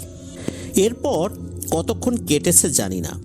উচ্চস্বরে পবিত্র কোরআনের তেলাওয়াতের আয়াতের শব্দ হচ্ছিল, যে আয়াতগুলো তেলাওয়াত করছে। এই আয়াত তেলাওয়াতের শব্দ শুনে আমার জ্ঞান ফিরেছিল একটু। তখন অল্প চোখে আমি দেখতে পাচ্ছিলাম, অর্থাৎ আমি অল্প একটু চোখ মেলে দেখি জুব্বা পাগড়ি পরিহিত কেউ একজন আমার 2 হাত ধরে মাটিতে ঘষতে ঘষতে মূর্তির কাছ থেকে সরিয়ে নিচ্ছে, আর একই সাথে তেলাওয়াত করছে। এরপর আর কিছুই মনে নেই। এতগুলো কথা বলে দারোগা থামেন। উপস্থিত সকলে ভয়ার্ত দৃষ্টিতে তার দিকে তাকিয়ে থাকেন। কারো মুখে কোনো কথা নেই। সকলেই দারোগার এমন ভয়ঙ্কর অবস্থার কথা শুনে ভয়ে কিছু বলার ভাষা হারিয়ে ফেলে। একটু পরে দারোগা হুজুরের দিকে তাকিয়ে বলেন, এখন আপনি বলেন হুজুর, আপনি কি আমাকে টেনে সরিয়ে এনেছেন? প্রশ্ন শুনে হুজুর মুখ তুলে সবার দিকে একবার দেখে নিয়ে বলতে শুরু করেন, জি, আমি আপনাকে মন্দির থেকে বের করে এনেছিলাম। তারপর একটু মুচকি হেসে বলেন, আপনার শরীর স্বাস্থ্য মাশাআল্লাহ ভালো হয়, কাজটা করতে আমার বেশ খাটুনি হয়েছিল। হুজুরের এই রসিকতায় সকলে একটু ভারী পরিবেশেও হেসে ফেলে। দারোগার মেজাজ একটু হালকা হয়ে আসে তখন। হুজুর আবার বলতে শুরু করেন, আমি একটু পেছন থেকে বলি আপনাদেরকে, তাহলে বুঝতে সুবিধা হবে। যতটুকু জানি আপনাদের এলাকায় এই সমস্যা বেশ অনেকদিন আগে থেকে শুরু হয়েছিল। আপনার মাদ্রাসার মুহতামিম সাহেবকে জানানোর পর ওনার পাঠানো একজন রাকি নিহত হয়েছিলেন। এই ঘটনায় মুহতামিম হুজুর বেশ কষ্ট পান এবং একই সাথে একজন মুসলিমের উপর এরকম অমানসিক নির্যাতন করে রাগান্বিত হয়ে আমাদের ওস্তাদের সাহায্য প্রার্থনা করেন বেশ কিছুদিন আগে। আর এই জন্য আমাদের মাদ্রাসায় এসে উনি উপস্থিত হয়েছিলেন। আপনাদের গ্রামের সকল ঘটনা আমাদের শ্রদ্ধেয় ওস্তাদজি হাফেজ মাওলানা মঈনুদ্দিন আনসারীকে খুলে বলেন। কিন্তু আমাদের ওস্তাদজি কখনো হুট করে কোনো কাজ করেন না। তাই এই বিষয়ে কিছু খোঁজ খবর নেওয়ার জন্য ওনার 5 জন শিষ্য জিনকে এই এলাকায় পাঠান। কিন্তু কয়েকদিন কেটে গেলেও তাদের কাছ থেকে কোনো খবর পান না ওস্তাদজি। তখন তিনি তার খুব প্রিয় বন্ধু, যিনি বিভিন্ন সময় বিভিন্ন কাজে মূল্যবান পরামর্শদাতা হিসাবে, একজন শক্তিশালী এবং প্রভাবশালী জিন হিসাবে এবং সৎ কাজে সাহায্যকারী একজন ক্ষমতাবান সুলতানকে এই বিষয়টি অবহিত করেন এবং তার পরামর্শ চান। তাদের মাঝে যে কথোপকথনগুলো হয়েছিল এই কথোপকথনগুলো কিন্তু আমি জানি না, তবে বোধ করি খোঁজখবর নিয়ে ওস্তাদজি তার বন্ধু অবশ্যই কিছু জানিয়েছেন, অর্থাৎ ওস্তাদজিকে তার বন্ধু অবশ্যই কিছু জানিয়েছেন, যার কারণে গত পরশুদিন সন্ধ্যা আমাকে ডেকে ওনার কক্ষে নিয়ে বলেন যে মোজাম্মেল, তুমি আমার এই বন্ধুর সাথে ওনাদের গ্রামের উদ্দেশ্যে আজকালের মধ্যে রওনা হয়ে যাও। যত দ্রুত সম্ভব গ্রামে পৌঁছে উনি যে মন্দির দেখাবেন সেই মন্দির, তার আশেপাশের দিঘি সংলগ্ন সমগ্র এলাকা, যেই জায়গাগুলোতে, অর্থাৎ এই বছর যেই জায়গাগুলোতে এখনো ফল পাড়া হয়নি, এমন কোনো বড়ই গাছের ডাল হলে ভালো, অথবা অন্য কোনো বা যে কোনো গাছের ফল পারেনি এই বছরে, এখনো কেউ ফল পারেনি এমন কোনো গাছের ডাল কেটে 2 গজ পর পর একটি করে ডাল পুঁতে জায়গাটা বন্ধ করে দাও। আমি কয়েকদিন পর ইনশাল্লাহ আসবো। খবরদার নিজে সাহস দেখিয়ে ভুল কিছু করতে যেও না। এই গ্রামের যে সমস্যা, এটা 8-10টা জিন তাড়ানোর মতো সাধারণ কোনো সমস্যা না। তুমি একা এই বিষয়ে কিছুই করতে পারবে না। সাবধানে থেকে যা বলেছি শুধু সেটুকু ফজরের নামাজের পর করে ফেলবে, বাকিটা আমি আসলে দেখা যাবে ইনশাল্লাহ। এরপর আমি মোহতামিম সাহেবের সাথে আপনাদের গ্রামের উদ্দেশ্যে রওনা হই। গতকাল সকালে নৌকা না পাওয়ায় আমাদের ঘুরে অন্য ঘাট দিয়ে আসতে হয়, যার কারণে গ্রামে পৌঁছাতে দেরি হয়ে যায়। গ্রামে ঢুকে মাদ্রাসার পথ ধরতে বড় রাস্তায় উঠেছি মাত্র, ঠিক তখন পরপর কয়েকবার বন্দুকের গুলির হালকা শব্দ শুনতে পাই। সেই শব্দ শুনে মোহতামিম সাহেব বলেন, মন্দিরের দিক থেকে শব্দটা এসেছে। আমি শুনেই মোহতামিম সাহেবের কাছ থেকে পথের হদিস জেনে নিয়ে দৌড়ে বাজারের মাঠের কাছে আসতেই মন্দিরের যেই জায়গাটা, এই জায়গাটা সন্ধান পেয়ে যাই, দেখেও ফেলি। তারপর এদিকে এগিয়ে যাই। কাছে পৌঁছাতেই ভাঙা দরজার ফাঁকা দিয়ে হালকা হলুদ রঙের আলো দেখতে পাই। আরেকটু কাছে আসতেই শুনি ভেতর থেকে কয়েকজনের সম্মিলিত মন্ত্র উচ্চারণের শব্দ। ওস্তাদজির বারণ থাকা সত্ত্বেও দরজা ধাক্কা দিয়ে খুলে ভেতরে তাকিয়ে দেখি 5 থেকে 6টি বেশ লম্বা লম্বা মানুষের মতো অবয়ব, যারা বিবস্ত্র অবস্থায় ছিল, বেদির উপরে রাখা ভয়ঙ্কর এক মূর্তির সামনে বসে ঢুলছে আর মন্ত্র পাঠ করছে। আমার দিকে পেছনে ফিরে বসায় তখনও অবয়বগুলির চেহারা আমি দেখতে পাইনি। আর একটু লক্ষ্য করতেই দেখি মূর্তির সামনে হাত পা বাঁধা অবস্থায় একজন ব্যক্তি পড়ে আছেন। আমি যে দরজা ধাক্কা দিয়ে খুলে ফেলেছি, মনে হলো না যে তাতে সেই অবয়বগুলোর কিছু আসে যায়। আমার বুঝতে বাকি থাকলো না এরাই এই একজন রাকি ভাইয়ের মৃত্যুর কারণ। আমি সাথে সাথে আল্লাহ তাআলার নিকট সাহায্য প্রার্থনা করে উচ্চস্বরে পবিত্র কোরআনের খুব শক্তিশালী কিছু আয়াত, যেগুলো শয়তানগুলো মারাত্মক ভয় পাবে, এই ধরনের আয়াতগুলো তেলাওয়াত করতে শুরু করি। তেলাওয়াত শুরু 2 থেকে 3 সেকেন্ড পরে সেই অবয়বগুলো উঠে দাঁড়িয়ে আমার দিকে না ফিরে দৌড়ে সেই মূর্তির পেছনে উধাও হয়ে যায়। তখন আমি সাহস করে তেলাওয়াত করতে করতেই এগিয়ে গিয়ে দারোগা সাহেবের 2 হাত ধরে টেনে টেনে দরজার কাছে নিয়ে আসি। তাকে দরজা দিয়ে বের করার সাথে সাথে মূর্তির পেছন থেকে ভয়ানক এক গর্জন শুনতে পেয়ে তাকিয়ে দেখি সেই মূর্তির সামনের মোমবাতিগুলো আস্তে আস্তে নিভে যাচ্ছে আর মূর্তিটি একটু একটু করে অন্ধকারের দিকে পিছিয়ে যাচ্ছে, এবং অল্প সময় পরে মোমবাতির আলো দপ করে নিভে যায় আর মূর্তিটি অদৃশ্য হয়ে যায়। তবে অদৃশ্য হওয়ার আগ মুহূর্তে আমি দেখেছি সেই মূর্তির চোখ দুটো লাল আগুনের মতো জ্বলছে। জানি না সেই অগ্নিদৃষ্টির শিকার আসলে পরবর্তীতে কে হবে। এই অগ্নিদৃষ্টির কারণটা কি? তার একদম তৈরিকৃত শিকার হারানোর ভয়, নাকি আমার উপস্থিতি? আল্লাহ ভালো জানেন। এর পরের ঘটনা তো আপনারা জানেন। মোহতামিম সাহেব কয়েকজনকে নিয়ে এসে আমাদের গ্রামের মোড়ল সাহেবের বাড়িতে পৌঁছে দেন। এতটুকু বলে থামেন তরুণ হুজুর মোজাম্মেল। তাকিয়ে দেখেন সকলে শ্রদ্ধেয় চোখে তাকিয়ে আছে তার দিকে। দারোগা সাহেব তার 2 হাত ধরে ফেলেন এবং বলেন, হুজুর, আপনাকে ধন্যবাদ দিলে ছোট করা হবে। আপনার যদি আর কিছুক্ষণ দেরি হতো বা ঘাটে নৌকা পৌঁছাতে আরেকটু দেরি হতো, তাহলেই তো আমি আর বাঁচতে পারতাম না। বা এমন যদি হতো যে আপনারা ঘাটে নৌকা পেয়ে আগে পৌঁছে মাদ্রাসায় চলে যেতেন, তাহলে তো আজকে আর এখানে বসে থাকতাম না। অন্য ঘাট দিয়ে আসার কারণেই না হয় আপনারা এদিকটাতে আসতে পেরেছিলেন। বিশ্বাস করবেন না হুজুর, আমি যে কি পরিমাণে ভয় পেয়েছি, মৃত্যু একদম কাছ থেকে দেখেছি। বলতে বলতেই দারোগা সাহেবের চোখ ভিজে যায়। মোজাম্মেল হুজুর তাকে শান্ত করে বলেন, দারোগা সাহেব, সবই আল্লাহ তাআলার ইচ্ছা। যেখানে তিনি আপনার হেফাজত করেছেন সেখানে কোনো শয়তান আপনার ক্ষতি করবে বলেন? আপনি আল্লাহ তাআলার কাছে শুকরিয়া আদায় করেন, তাতেই হবে ইনশাল্লাহ। আমাকে ধন্যবাদ দিয়ে আল্লাহ তাআলার কাছে অপরাধী করবেন না। যাক, আপনি এখন গিয়ে একটু ঘুমান, আপনার শরীর বেশ খারাপ, আমিও ঘুমাবো ইনশাল্লাহ। কাল সকালে ওস্তাদজির কথা মতো কাজ শুরু করতে হবে আমাকে। কথা বলে হুজুর উঠে মোড়ল সহ বাকিদের বিদায় নিয়ে মাদ্রাসার উদ্দেশ্যে চলে যান। দারোগা উঠতে যাবেন, তখন মোড়ল বলেন, দারোগা সাহেব, আপনার সাথের পুলিশদের কয়েকজন আজ বিকেলে গ্রামের বিভিন্ন পরিত্যক্ত নির্জন স্থান থেকে বেশ খারাপ অবস্থায় তাদেরকে উদ্ধার করা হয়েছে। সবাইকে সদর হসপিটালে পাঠিয়ে দিয়েছি। আপনি একটু সুস্থ হয়ে দয়া করে ফিরে যান। এইভাবে একের পর এক আপনাদের লোকদের ক্ষতি হলে ব্রিটিশ পুলিশ আমাদের গ্রামে এসে কিন্তু অনেক ঝামেলা করবে। আপনি তো সব জেনে বুঝে দেখে যাচ্ছেন, আপনি তাদেরকে বুঝিয়ে শুনিয়ে বললেন। দারোগা কথার কোনো জবাব না দিয়ে উঠে রুমে চলে যান, যেই রুমে তাকে বিশ্রামের জন্য রাখা হয়েছিল। রাতটা কেটে যায় ঠিকঠাক মতোই। পরদিন ফজরের নামাজের পর মোজাম্মেল হুজুর যেভাবে তার ওস্তাদের দ্বারা নির্দেশপ্রাপ্ত হয়েছিলেন সেই মতো কাজ শুরু করেন। তার সাথে মোহতামিম হুজুর সহ মাদ্রাসার বেশ কয়েকজন হুজুর সাহায্য করেন। মাঝে মাঝে দারোগা তার বাকি কয়েকজন পুলিশ সদস্যকে পাশের বিভিন্ন গ্রাম থেকে উদ্ধার করে থানায় চলে যান, মানে তাদের নিজেদের যে থানা সেখানে চলে যান। এরা কিন্তু বিভিন্ন জায়গায় আশেপাশের গ্রামে কিন্তু ছিল, তাদেরকে হসপিটালে পাঠানো হয়েছিল, আবার সেখান থেকে নিয়ে আসা হয়। তারপর ওনারা একত্র হয়ে থানায় চলে যান। যাওয়ার আগে মোড়লকে বলে যান যে আনসারি হুজুর আসলে যেন তাকে অবশ্যই খবর দেওয়া হয়। এই সমস্যার কোনো স্থায়ী সমাধান না হলে হাট বসানো সম্ভব না। কাজটা যত সহজ ভেবেছিলেন আসলে তত সহজ ছিল না মোজাম্মেল হুজুরের জন্য।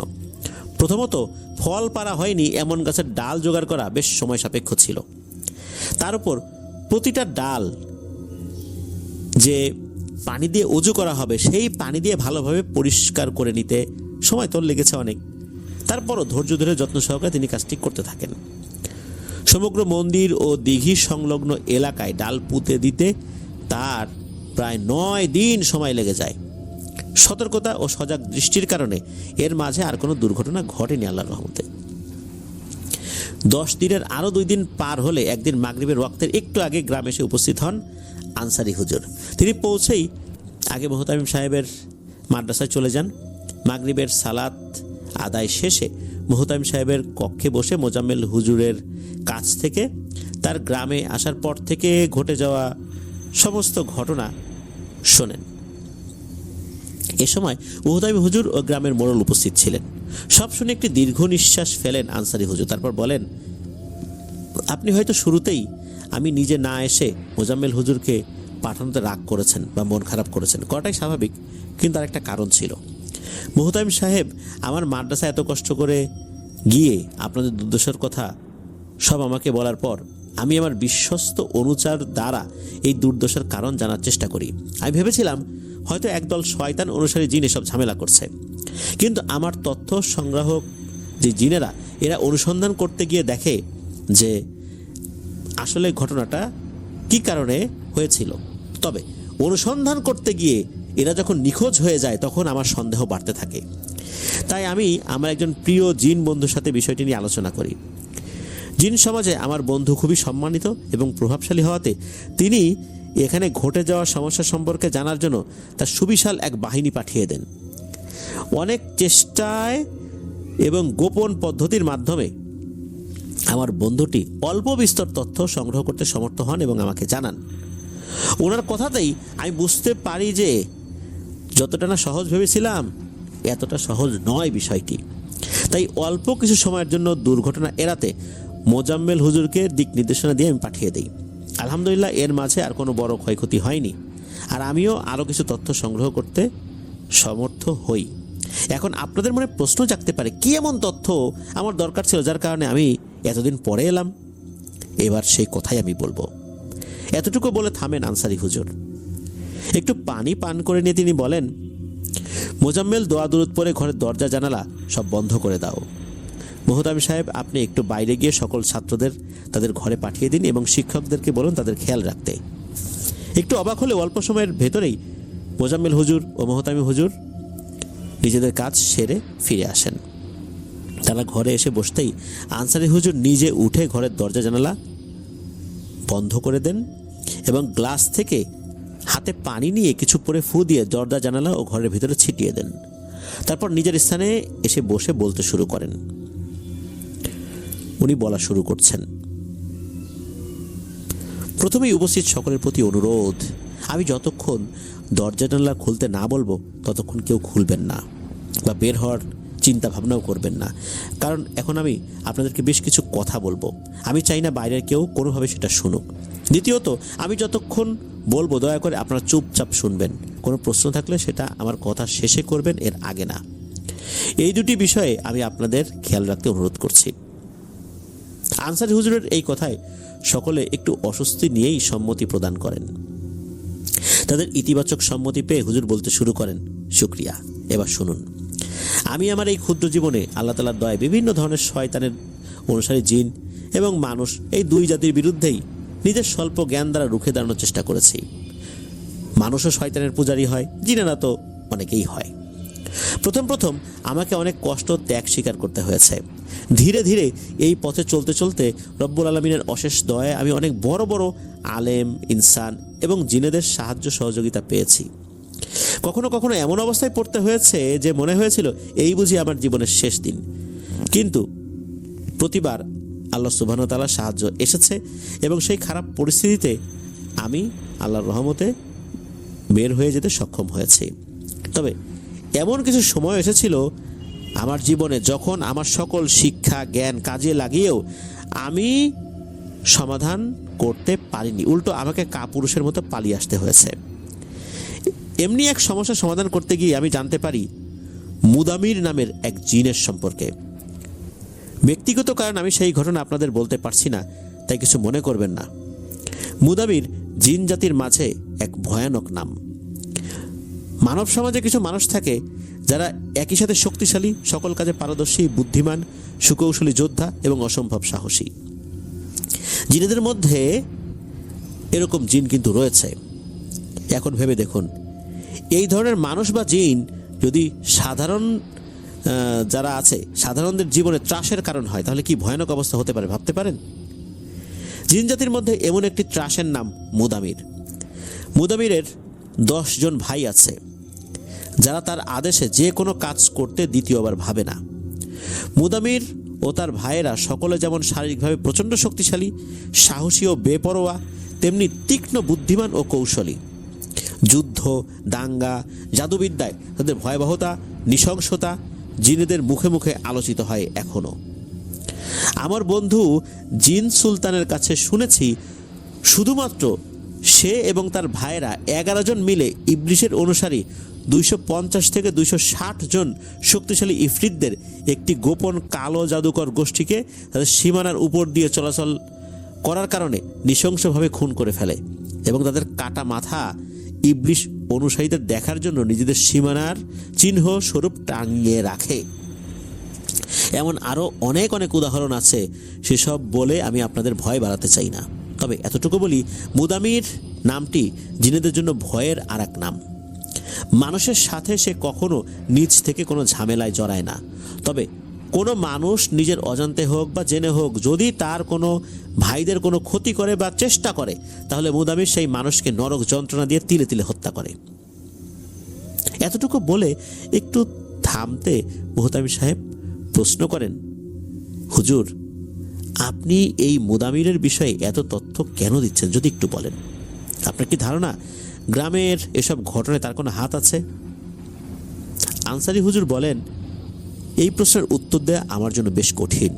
তবে আমার মনে হয় তার এই সব বিষয়ের সাথে সরাসরি কোনো সম্পর্ক নেই, কারণ সে যদি সরাসরি যুক্ত থাকতো তাহলে এতদিন গ্রামে শুধু মানুষদের কবরই দেখা যেত, মানুষ আর দেখা যেত না। আর যারা জীবিত থাকতো তারা বহুদূর পালিয়ে চলে যেত। আনসারী হুজুরের কথা শুনে উপস্থিত সকলে নিজেদের ভেতরে একটু দৃষ্টি বিনিময় করলেন। তারপর মোড়ল বেশ বিরক্তের সুরেই বলেন, হুজুর কিছু মনে করবেন না, আপনি যেভাবে দরজা জানালা বন্ধ করে প্রস্তুতি নিয়ে বলা শুরু করেছেন, আমি ভেবেছিলাম অনেক গোপনীয় এবং অনেক বড় কোনো সমস্যা হয়েছে আমাদের এলাকায়, এবং সেই সম্পর্কে আলোচনা করতে এমন খারাপ সময় উপস্থিত থাকতে বলেছেন।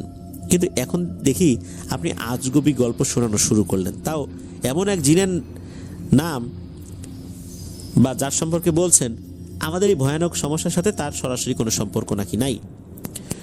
মুহতামিম হুজুর মোড়লকে থামিয়ে দিয়ে বলেন, আহা মোড়ল সাহেব এত বিরক্ত হচ্ছেন কেন? হুজুর তো এখনো তার কথা শেষ করেন নাই, আরো মনোযোগ দিয়ে ওনার সব কথা শোনেন, তারপর যা বলার বলবেন। হুজুর আপনি শেষ করেন, এ কথা বললেন। এরপর আনসারী হুজুর একটু হেসে মোড়লের দিকে তাকিয়ে বললেন, মোড়ল সাহেব আপনাকে একটি প্রশ্ন করি, চিন্তা ভাবনা করে উত্তর দিয়েন। ধরেন আপনার ছেলে মেয়েদের আমি বন্দি করে আপনাকে দিয়ে একটা কাজ আপনার ইচ্ছার বিরুদ্ধে করিয়ে নিচ্ছি, সেক্ষেত্রে আপনার মনোভাব কেমন হবে এবং আপনার পদক্ষেপ কি হবে? এ প্রশ্নে একটু চুপ থেকে মোড়ল রেগে বলেন, মুহতামিম সাহেব আপনার দিকে তা আমি এতক্ষণ কিন্তু চুপচাপ থেকেছি, কিন্তু এখন তো আর ধৈর্য ধরে রাখতে পারছি না। কাকে নিয়ে আসছেন?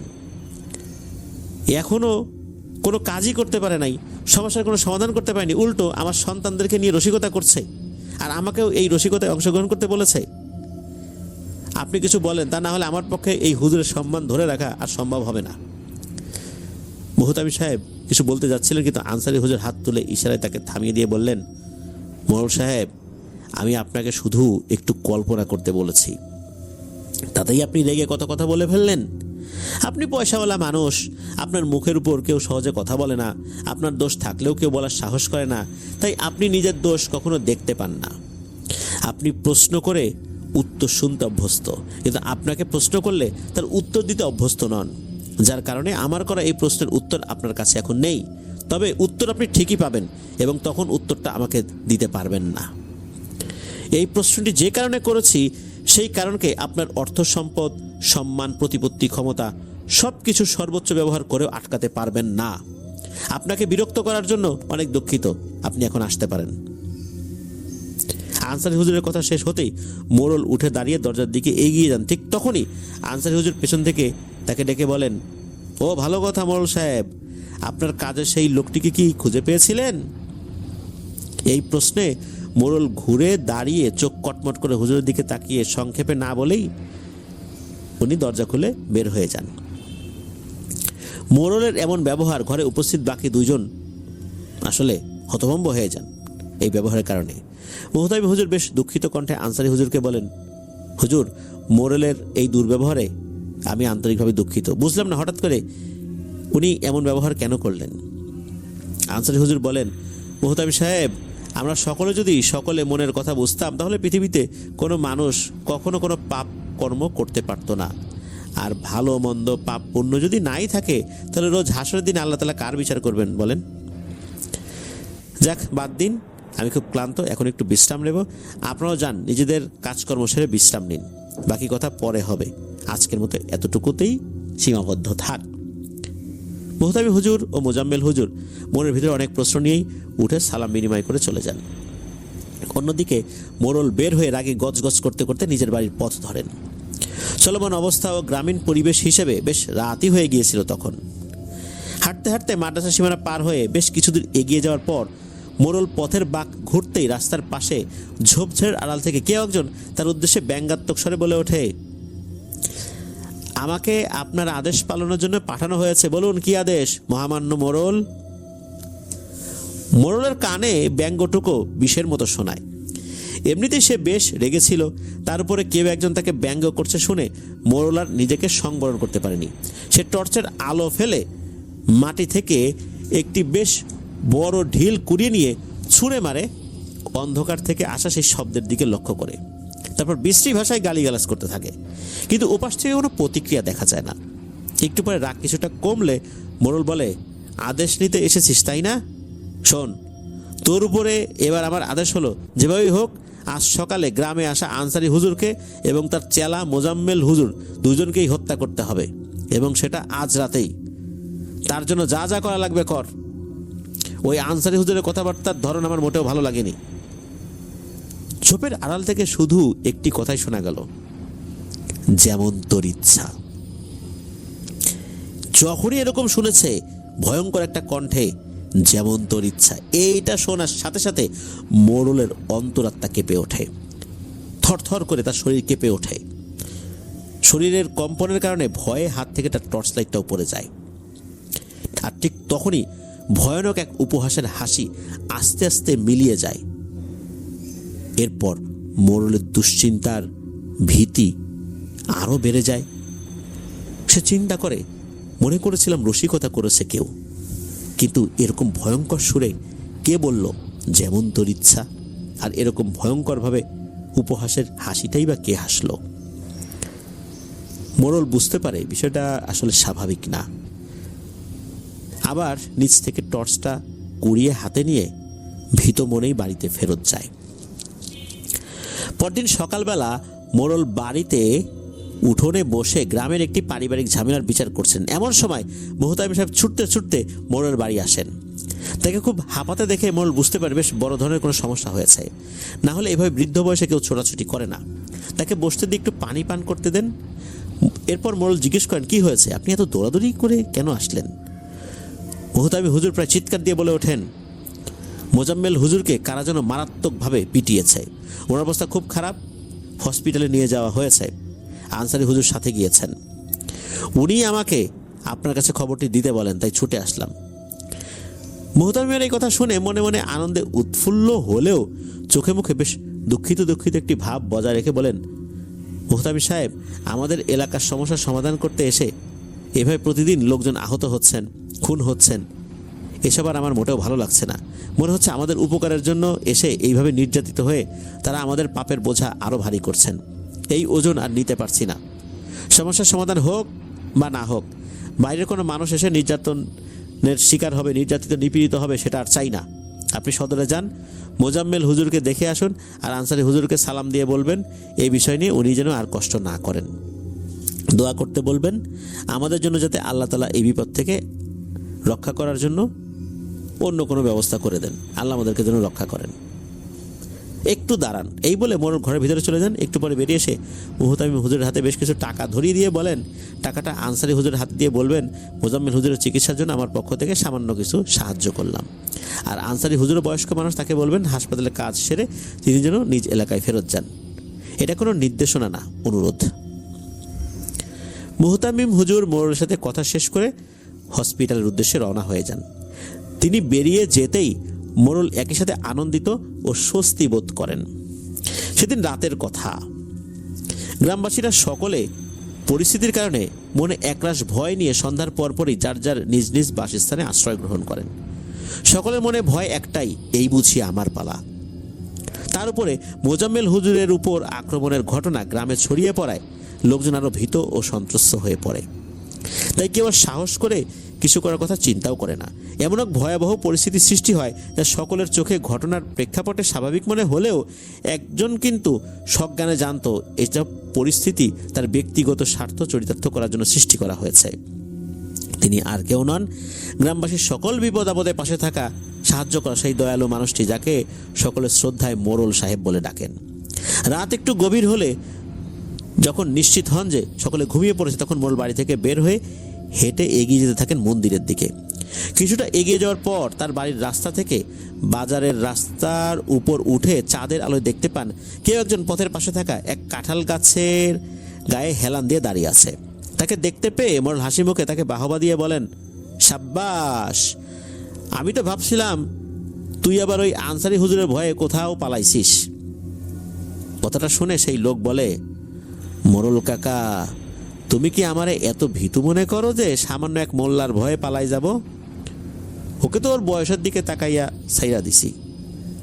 আর একটা কারণও আছে, ওর অনুসারী বেশ কিছু জিন গতকাল রাতে ওর ঘরের বাইরে পাহারায় ছিল। তার উপর তুমি কাকা তার সাথে কথা কাটাকাটি করে আসছো। যদি ওর কিছু করতাম, তোমার উপরে সন্দেহ করতো লোকজন। এসব চিন্তা কইরা ওরে এবার মতো মাফ করলাম। মোড়ল সব শুনে বলে, আচ্ছা, এই কথা তো আমি ভাবি নাই, মাথা বেশি গরম ছিল, তাই কিছু চিন্তা না করেই দুইজনে মারতে বলছি। এখন তুই কটা দিন একটু চুপচাপ থাক, একটু অবস্থা ঠান্ডা হয়ে আসলে বাকি কাজ শেষ করা যাবে। মন্দিরে ঢুকতে পারছিস? উত্তরে সেই লোক বলে, না মোড়ল কাকা।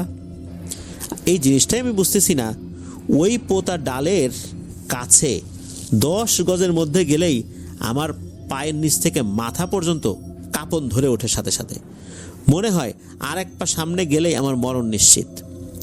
এত বছর ধরে জাদু করতেছি, কত বাঘা বাঘা কবিরাজ আমার জাদুর মোকাবেলা করতে যায় মারা গেল, আর এখন এক জিন পোষা মোল্লার সাগরেদের কয়টা ডাল আমার মাথা ব্যথার কারণ হয়ে দাঁড়াইছে। তবে কাকা তুমি ভাইবো না, আগামীকাল অমাবস্যা তিথিতে এই জাদু ভাঙতে আমার কষ্ট হবে না।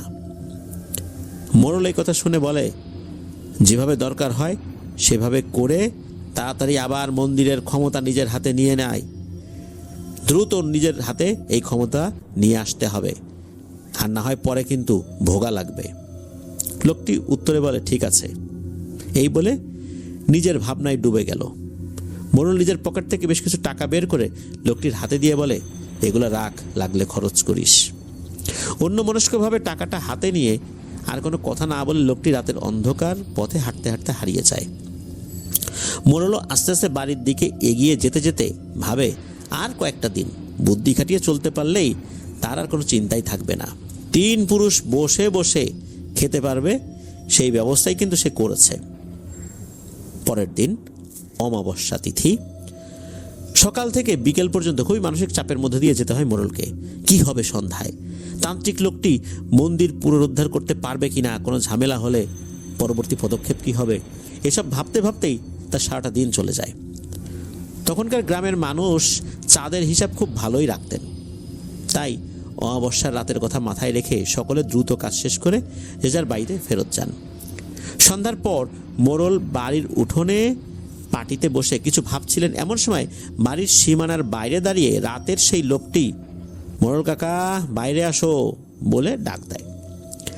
মোড়ল আগে থেকেই তৈরি ছিল, সে উঠে একটি চটের বস্তা হাতে নিয়ে টর্চ জেলে বাড়ির বাইরে বেরিয়ে আসে। বস্তাটি সেই লোকের হাতে দিয়ে জিজ্ঞেস করে, সব জিনিস পাইছিস? তখন সে উত্তর দেয়, হ্যাঁ কাকা, তবে বাচ্চাটা জোগাড় করতে একটু কষ্ট হয়েছে, কিন্তু আগে থেকে সব জিনিস ঠিকঠাক করে রাখছিলাম তো, তাই ঝামেলা ছাড়াই আনা গেছে। আর কাকা, আজকার কাজ শেষ হলে আমি কিন্তু কয়েকদিন গা ঢাকা দেব, বুঝতে পারতেছো তো? কাল সকাল থেকে কিন্তু বাচ্চাটার খোঁজ শুরু হবে, সেই সময় আমার ধারে কাছে না থাকাই ভালো। মোড়ল তার কথা শুনে বলে, আজকে রাত্রি শেষ করে তাহলে তুই গা ঢাকা দে, তবে কাজ কিন্তু আজকে রাত্রি শেষ করতে হবে। উত্তরে শুধু হুম বলে দুজন হাঁটতে শুরু করে প্রাচীন মন্দিরের দিকে। খানিকক্ষণ পর মাঠের কাছাকাছি এসে লোকটি বলে, কাকা মনোযোগ দিয়ে শোনো, আমি হাড়ি কাঠ বানাইয়া যজ্ঞে বসার পর কিন্তু আর উঠতে পারবো না। আমি ইশারা দিলে তুমি কোপ বসাবা, এর আগে কোনো কারণে আমার যদি আসন ছেড়ে উঠতে হয় তাহলে কিন্তু আমি মরছি, তুমিও মরবা, এমন কিছু যাতে না হয় এই জন্য নাও। এই বলে ছোট একটা কৌটা মোড়ল হাতে দিয়ে বলে, এর ভেতরে মরা পোড়া ভস্য আছে, অর্থাৎ ছাই আছে, আমি মন্ত্র পড়ে এটাকে সিদ্ধ করে দিছি। যদি দেখো কেউ আমার যজ্ঞের 7 থেকে 8 হাতের ভেতরে চলে আসছে, জিন মানুষ যেই হোক না কেন, তার দিকে এই জিনিসটা ছুঁড়ে দিতে ভুলো না।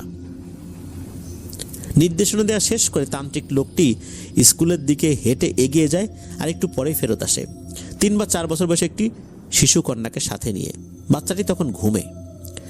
মোড়লের কোলে দিয়ে তান্ত্রিক মন্দিরের দিকে এগিয়ে যায়।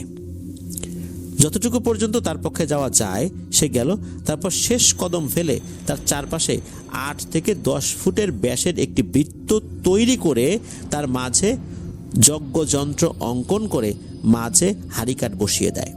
তারপর নিজে মন্দিরের দিকে মুখ করে হাড়িকাঠ সামনে রেখে আরেকটি যন্ত্র এঁকে ধুনি জেলে বসে। সবকিছু শেষ করে মোড়লকে বলে, কাকা অনেক কিছু দেখবা, শুনবা, ভয়ও পাবা, কিন্তু যাই হোক বৃত্ত সাইডে কিন্তু বাইরে বের হতে পারবা না।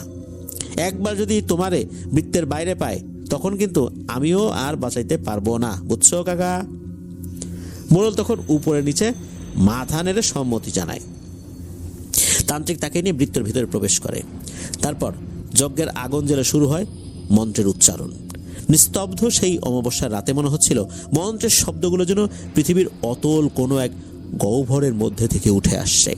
রাতের নিশাচর পশু, পাখি, কীটপতঙ্গ সবাই যেন বুঝতে পারছে যে এই রাত মৃত্যুর রাত, শব্দ করা যাবে না। এইভাবে বেশ খানিকক্ষণ চলে। তারপর তান্ত্রিক উঠে ঘুমন্ত শিশুটিকে নিয়ে হাঁড়ি কাঠে গলা আটকে বসিয়ে দেয়। তখনই শিশুটির ঘুম ভাঙে, আর এদিক ওদিক তাকিয়ে নিজের পরিচিত কাউকে দেখতে না পেয়ে ভয়ে শুরু করে দেয় কান্না। কিন্তু তার সামনের পাষণ্ড দুটি কি এই কান্নায় ভোলে? মন্ত্র আওড়াতে আওড়াতে সাথে আনা যেই খড়গ, এই জিনিসটা পাথরে ঘষে ঘষে ধার বাড়াতে থাকে। শিশু বাচ্চাটি হয়তো বুঝতে পারে যে তার সামনে মানুষরূপী এই দুটি পিশাচ তাকে আঘাত করবে। তাই মা মা বলে কান্না করতে করতেই নিজের ছোট ছোট 4 হাত পায়ে ধাক্কা দিয়ে সরিয়ে দিয়ে দিতে চেষ্টা করে আর কি। কিন্তু আসলে তো তার গলাটা এই হরিকাঠে আটকানো। বাচ্চাটার এমন অবস্থা দেখলে যে কোনো খুনি মানুষেরও মনও হয়তো গলে যেত। কিন্তু মোড়ল ও তান্ত্রিক এরা তো খুনি পিশাচ, তাদের মনে কোনো দয়া মায়া তো দূরে থাক। বাচ্চাটার অবস্থা দেখে মোড়লের চোখে মুখে ফুটে ওঠে এক পৈশাচিক আনন্দ, যা প্রকাশ পায় তার কণ্ঠে।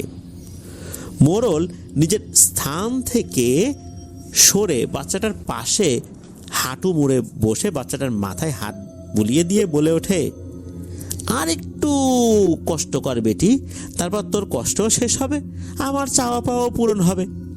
আর যে মন্ত্র পড়তেছে দেখতেছিস না, তার সাধনাও শেষ হবে। খালি একটু কষ্ট কর, বেশিক্ষণ কষ্ট করতে হবে না, তারপর তোকে ওপারে পাঠাই দেব। কথাগুলো বলেই সে বিশ্রীভাবে হেসে ওঠে। তার হাসির শব্দে বাচ্চাটি ভয় পেয়ে আরো জোরে কেঁদে ওঠে। আর সে কান্না দেখে মোড়ল আনন্দ আর কে দেখে। সে উচ্চস্বরে পাগলের মতো হাসে।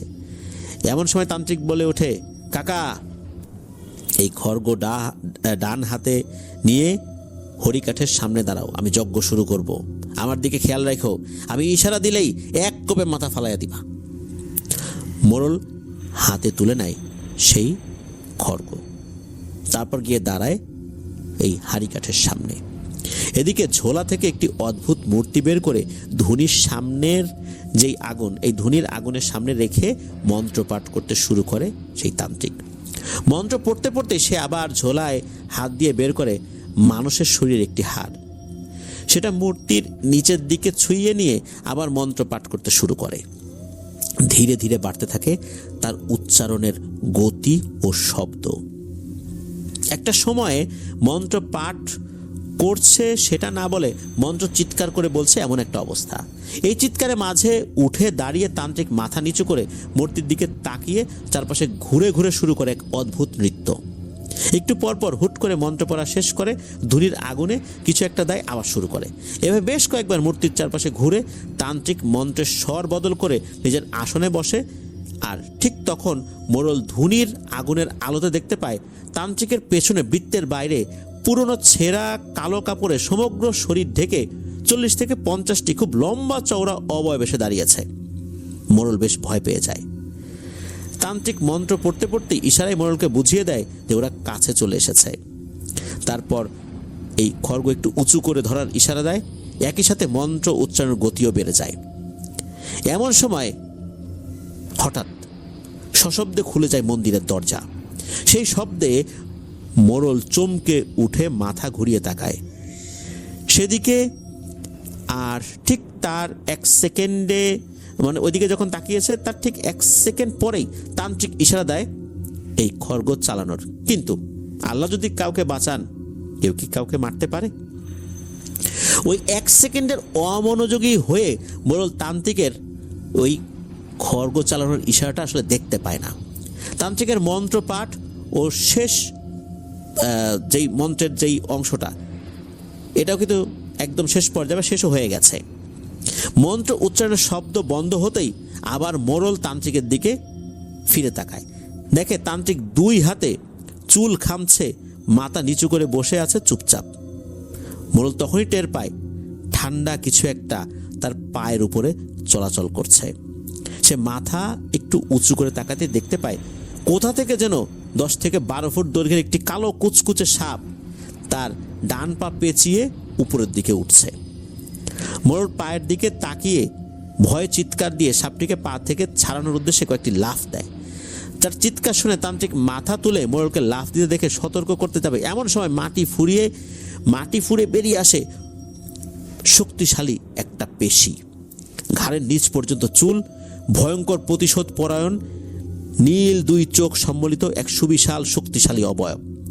তান্ত্রিক কি হচ্ছে কিছু বুঝে ওঠার আগেই সেই অবয়ব মোড়লের দিকে তার এক হাত চালিয়ে দেয়, অনেকটা সরিয়ে দেওয়ার ভঙ্গিতে।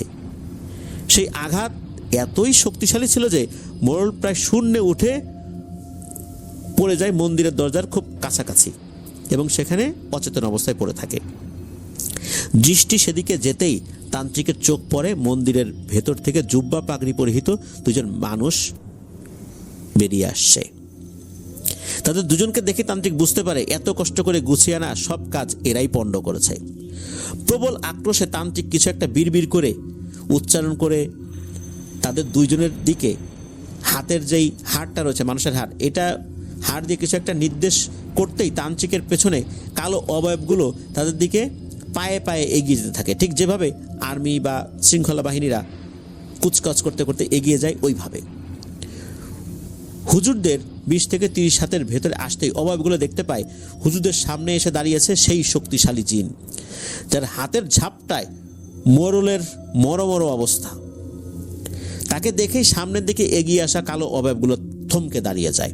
ভয়ঙ্কর এক কণ্ঠে সেই জিন কিছু একটা বলে। হুজুরদের সেই কথা বুঝতে না পারলেও হুজুররা কিন্তু কেউই সেই কথা বুঝতে পারেনি যে আসলে কি বললো, কিন্তু এই কথা তান্ত্রিক কিন্তু ঠিকই বুঝতে পারে। হুজুররা যজ্ঞের আগুনের স্বল্পলে দেখতে পায় তান্ত্রিকের চোখের সেই আক্রোশ ধীরে ধীরে মিলিয়ে গিয়ে সেখানে ভর করেছে প্রবল ভয়ের এক ছাপ। এর মাঝে কালো অবয়বগুলির সামনের সারিতে থাকা 3 জন প্রবল বেগে ধেয়ে যায় সেই শক্তিশালী জিনের দিকে, কিন্তু সে খুব অনায়াসেই তাদের দুটোকে 2 হাতের আঘাতে একদম শেষ করে ফেলে বাকি যেগুলো ছিল এদের সামনে এই কয়টাকে মাটির উপর ফেলে দেয়। আর এদের মুখের উপর নিজের এক পা তুলে দাঁড়িয়ে তান্ত্রিকের দিকে তাকিয়ে বলে, মূর্খ ইনসান, তুই এই নিম্ন শ্রেণীর কিছু পোকামাকড় দিয়ে মুদামিরের সাথে লড়তে এসেছিস? এরা তো আবার গর্জনেই অর্ধেক সাফ হয়ে যাবে রে। এই বলে মাটিতে থাকা অবয়বটির মাথায় প্রবল এক লাথি বসিয়ে দেয়। হুজুরদের কাছে মনে হলো মাটি কেঁপে উঠেছে। তান্ত্রিক বুঝতে পারে এর সাথে সে পারবে না, তারপর সে শেষ চেষ্টা হিসাবে ছাইয়ের কৌটা থেকে ছাই নিয়ে নিজের শরীরে মেখে নেয়। আসলে সেই হুজুর 2 জন কে ছিল? এর মধ্যে একজন ছিল আনসারি হুজুর। আনসারি হুজুর এগিয়ে এসে বলেন, তুচ্ছ শয়তানের অনুসারী, তোরা ধোকা দিতে দিতে এমন একটা অবস্থায় এসে পৌঁছেছিস, তোরা মনে করিস যে তোদের থেকে বুদ্ধিমান আর কেউ নাই, তাই না? আরে ছাগল, তুই বাচ্চাটাকে নিয়ে আসতে মোড়লকে দাঁড় করিয়ে যখন গিয়েছিলি তখনই মুদামির ওই কৌটা পরিবর্তন করে দেয়। তোর কৌটায় সাধারণ ছাই ছাড়ার কিছুই নাই রে। এই কথা বলে মুদামিরের দিকে ফিরে বলেন, মুদামির, আমি আমার কথা রেখেছি। আপনার ভাইয়েরা সবাই তান্ত্রিকের বশ থেকে এখন মুক্ত, তবে হঠাৎ করে বশমুক্ত হয়ে একটু অসুস্থ বোধ করছেন সবাই। অল্প সময়ের মধ্যেই ইনশাল্লাহ সুস্থ হয়ে যাবে। আশা করব আপনিও আপনার কথা রাখবেন, আর কথা মতো তান্ত্রিক আপনার রইল। এই কথা বলে মোজাম্মেল হুজুরকে মোড়লকে তুলে নিতে বলে আনসারি হুজুর সেই বাচ্চাটাকে হারিকার থেকে মুক্ত করে কোলে তুলে নিয়ে হাঁটতে শুরু করেন। পেছন থেকে আকুল মিনতি শোনা যায় তান্ত্রিকের, হুজুর আমারে রেখে যায়েন না, আমারে নিয়ে যান হুজুর। কিন্তু হুজুরকে আর পিছনে ফিরে তাকান। হাঁটতে হাঁটতে মসজিদের কাছে এসে মোজাম্মেল হুজুর বলেন, এই মোড়লকেও রেখে আসা উচিত ছিল না হুজুর? প্রশ্নের উত্তর আসে মসজিদের দরজার দিক থেকে। মোজাম্মেল হুজুর দেখতে পান মসজিদের ভেতর থেকে বেরিয়ে আসছেন 3-4 জন মানুষ। কাছে আসতেই চিনলেন মুহতামিম হুজুর, দারোগা এবং 2 জন সিপাহী। তাদের চেহারা দৃষ্টিগোচর হলে মোজাম্মেল হুজুর দেখেন ভয় তাদের মুখ প্রায় রক্তবর্ণ। দারোগা বলেন, মোড়লের ব্যাপারে আমার পাঠানো অর্থাৎ প্রথম দিকে পাঠানো 2জন সিপাহী আমাকে অনেক কিছুই বলে, কিন্তু প্রমাণ ছাড়া কিভাবে যে ধরবো বুঝতে না পেরে নিজেই এসেছিলাম, আর মরতে মরতে আল্লাহর রহমতে বাঁচছি। তারপর আজকে সকালে আনসারি হুজুরের চিঠি পেয়ে দেরি না করে রওনা দেই। মুহতামিম হুজুর আনসারি হুজুরকে জানালে তিনি গ্রামে আসার আগেই, বেশ অনেক আগেই এই বিষয়ে আমার সাথে যোগাযোগ করেন। তাই ওনার পরামর্শ মোতাবেক মোরলের কাজের লোকটাকে গোপনে খুঁজে বের করার চেষ্টা করি। আর তখনই জানতে পারি লোকটার কিছু কালো জাদুর জ্ঞান রয়েছে। আনসারি হুজুর আমার তথ্যের উপর নির্ভর করে ওনার বাকি কার্যক্রম পরিচালনা করেন। অচেতন মোরলের হাত বেঁধে সেই রাতেই ট্রলারে চেপে দারোগা সেপাই সমেত চলে যান। বাচ্চাটার পরিবারের কাছে আসলে পৌঁছে দেবে কিনা জিজ্ঞেস করলে আনসারি হুজুর বলেন, না এটা আমি পারবো, আপনাদের কষ্ট করতে হবে না। অর্থাৎ পুলিশদেরকে আর কষ্ট করতে নিষেধ করেন, এনারা এটা করে দেবেন। দারোগাতের দলবল চলে গেলে মাদ্রাসায় এসে ঘুমন্ত শিশুটিকে শুইয়ে দিয়ে হুজুরগণ কিছুক্ষণ বিশ্রাম নিতে বসেন। মুহতামিম হুজুর তখন জিজ্ঞেস করেন, আনসারি হুজুর আপনি কি জানতেন যে আজকে রাতেই মোরল এবং তার তান্ত্রিক কাজ শেষ করার চেষ্টা করবে? আনসারি হুজুর বলেন, ও ভাই, আমি কীভাবে ভবিষ্যৎ জানবো? এগুলো মনে করাও গুনাহের কাজ। মুহতামিম হুজুর আবার জিজ্ঞেস করেন, তাহলে কি আপনি জিন মারফত জেনেছেন? আনসারি হুজুর এবার একটু রাগত স্বরেই বলেন, ভাই, মনে হয় রাতের ভয়গুলো আপনার মাথায় কোনো সমস্যা করেছে। ইনসান রাব্বুল আলামিনের সৃষ্টির সেরা সৃষ্টি, আর সেই সৃষ্টি হয়ে আমি অন্য কারো সাহায্য নেয়ার কথা শুরুতেই মাথায় নেই না। একটু বুদ্ধি খাটিয়ে তান্ত্রিক আর মোরলকে আজ রাতে আসতে বাধ্য করেছি। দয়া করে এই বিষয়ে আর কোনো প্রশ্ন করবেন না। আমি মুদামিরের কাছে প্রতিজ্ঞাবদ্ধ কিছু প্রকাশ করতে পারবো না। যদি কোনোদিন তিনি অনুমতি দেন তাহলে সব বুঝিয়ে বলবো, না হয় মাফ করে দিয়েন, কারণ অনেক কিছু আসলে গোপন রাখা হয়েছে। তবে আগামী জুম্মাবার আমার মাদ্রাসায় উপস্থিত থাকলে ইনশাল্লাহ আপনাদের অনেকগুলো প্রশ্নের উত্তর দিতে পারবো বলে আশা করি। এই বলে আনসারি হুজুর শেষ করেন তার জীবনের খুবই গুরুত্বপূর্ণ একটি অভিযান। অনেক পরে আনসারি হুজুরের মৃত্যুর কিছুদিন আগে তার সাথে কথা বলতে বলতে এই ঘটনার কথা উঠলে মোজাম্মেল হুজুর সেই তান্ত্রিকের কি হয়েছিল জানতে চাইলে আনসারি হুজুর বলেন, এই তান্ত্রিক মুদামিরের কয়েদখানায় আমৃত্যু সাজা ভোগ করছে এবং কোনো শয়তানকে যদি মৃত্যুদণ্ড দেওয়া হয় তাহলে তার জল্লাদ হিসাবে সেই তান্ত্রিককে ভূমিকা পালন করতে হয়। অর্থাৎ এই মুদামির যদি কাউকে ধরে নিয়ে আসে তাহলে এই তান্ত্রিককে বলে যে এটার কল্লা ফেলে দাও, সে জল্লাদ হিসাবে ভূমিকা পালন করে।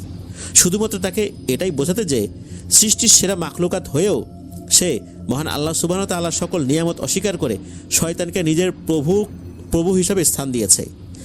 আর সে যাদেরকে প্রভু মনে করত এদেরকেই সে নিজের হাতে কতল করছে। তাহলে তার প্রভুরা কতটা দুর্বল, এটা বোঝানোর জন্যই তাকে জল্লাদ হিসাবে নিযুক্ত করা হয়েছে।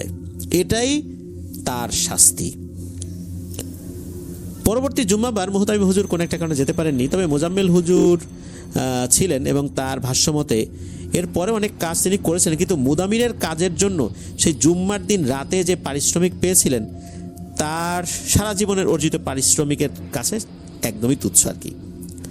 মানে যে পারিশ্রমিকটা উনি পেয়েছিলেন তা তিনি সারা জীবন যা অর্জন করছেন ওই পারিশ্রমিক অর্থাৎ মুদামিরের কাছ থেকে যেটা পেয়েছেন এটা অনেক অনেক বেশি, আর তার সারা জীবনের পারিশ্রমিক সেটা অনেক তুচ্ছ। সেই পারিশ্রমিক ছিল এক সময় সমগ্র জিন জাতির ত্রাস মুদামির এবং তার 10 ভাইয়ের ইসলাম ধর্ম গ্রহণের একজন প্রত্যক্ষ সাক্ষী হিসাবে থাকা, যে আমি সাক্ষ্য দিচ্ছি তারা ইসলাম ধর্ম গ্রহণ করেছে। মোজাম্মেল হুজুরের জীবদ্দশায় অন্য একটি কাজে বহু বছর পরে মুদামিরের একজন ভাইয়ের সাহায্য নিতে হয় তাকে।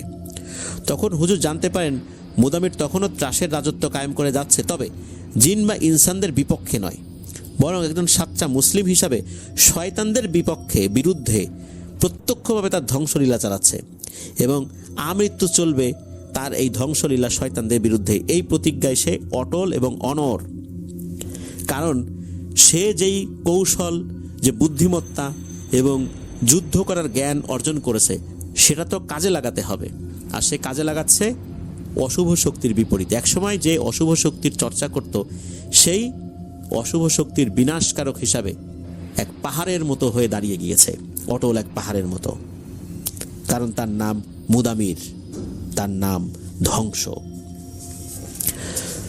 এই ছিল মোজাম্মেল হুজুরের একমাত্র মেয়ের ছোট ছেলে অর্থাৎ মোজাম্মেল হুজুরের নাতি আব্দুল্লাহ আল নোমান আঙ্কেলের কাছ থেকে সংগৃহীত ঘটনা।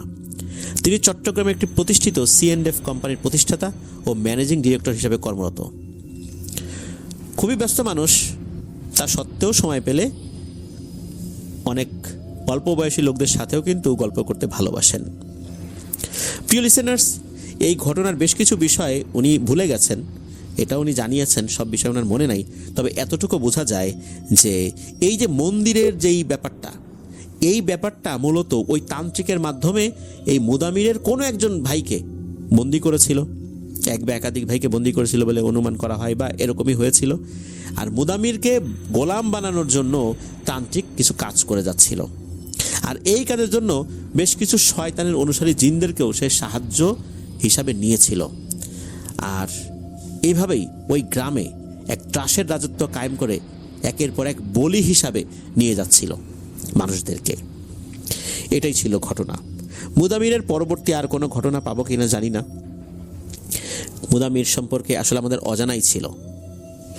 এক সাক্ষাৎ মৃত্যুদূত যে হয়ে যায় পরবর্তীতে মানুষ এবং জিনের রক্ষা কবচ। আল্লাহ তাআলা আমাদের দৃষ্টির অগোচরে আমাদের অনেক সাহায্যকারী তৈরি করে রেখেছেন। অনেক সময় দেখা যায় আমরা চলের পথেও অনেক মানুষকে সাহায্য করি, তাদের কথা ভুলেও যাই, কারণ চলার পথে অনেক মানুষকে সাহায্য করার কথা মনেও থাকে না। এভাবে আল্লাহ তাআলা কখনো কখনো কোনো মানুষকে আমাদের জন্য সাহায্যকারী হিসেবে পাঠিয়ে দেন, যেটা তার কল্পনাতেও ছিল না। আবার আমাদেরকেও কোনো মানুষের সাহায্যকারী হিসেবে পাঠিয়ে দেন, যেটা ওই ব্যক্তির এবং আমাদের কারো কল্পনাতেই ছিল না। আবার আমাদের অগোচরে আল্লাহ তাআলার বিশাল এক সৃষ্টি রয়েছে, ফেরেশতা, জিন, এমনকি কখনো কখনো কোনো প্রাণীকুলও আমাদের সাহায্যের জন্য আল্লাহ তাআলা পাঠিয়ে দেন। এভাবেই আল্লাহ তাআলা অনেককেই হেফাজত করে যাচ্ছেন। ধন্যবাদ জানাচ্ছি জুবাইর ইসলাম ভাইকে আপনার পাঠানো মুদামিরের এই ঘটনার জন্য। আশা করছি এই ঘটনাটি আপনাদের সকলের কাছে ভালো লেগেছে। প্রিয় লিসেনার্স, ঘটনার মধ্যে আবারও একটা মেসেজ আমরা পেলাম, সেটা হচ্ছে যে যারা সৃষ্টিকর্তাকে উপাস্য হিসাবে গ্রহণ না করে শয়তানকে উপাস্য হিসাবে গ্রহণ করবে, তাদের পরিণতি কখনোই ভালো হয় না। সৃষ্টিকর্তাকে উপাস্য হিসাবে গ্রহণ না করে অন্য কাউকে উপাস্য হিসাবে গ্রহণ করলে তার হাতেই একটা সময় অনেক বড় ক্ষতি হয়। আর যে তান্ত্রিকের কথা বলা হলো, সে যাকে প্রভু হিসাবে মানত, যাদেরকে প্রভু হিসাবে মানত, তাদের শক্তিতে তারা শক্তিশালী হয়েছে। অর্থাৎ তান্ত্রিকরা তো এই শয়তান জিনদের শক্তির মাধ্যমে শক্তিশালী হয়। সেই শয়তান জিনদেরকেই যখন শিরোচ্ছেদ করার দায়িত্ব এসে পড়ে, তাহলে বোঝা যায় যে কাকে সে এতদিন উপাস্য হিসাবে গ্রহণ করেছে। মুদামিরের কাছে বন্দী হয়েছিল সেই তান্ত্রিক আমৃত্যু। হয়তোবা সে মারা গেছে এত বছরে, কারণ সেই 1930-40 সালের সময়কার কথা, সেই দশকের কথা, এখন তো 100 বছরের কাছাকাছি সময় প্রায় হয়ে গেছে। প্রিয় লিসেনার্স, আমরা যে যার ধর্মেই রয়েছি না কেন, আমরা আমাদের প্রভুর উপাসনা করতে যেন পিছপা না হই। আমাদের প্রভু ছাড়া অন্য কারো বা অন্য কাউকে আমরা উপাস্য হিসাবে গ্রহণ করব না। এতেই রয়েছে শান্তি, শারীরিক শান্তি, মানসিক শান্তি, ইহকালীন শান্তি, পরকালীন শান্তি। আল্লাহ আমাদেরকে বোঝার তৌফিক দান করুন।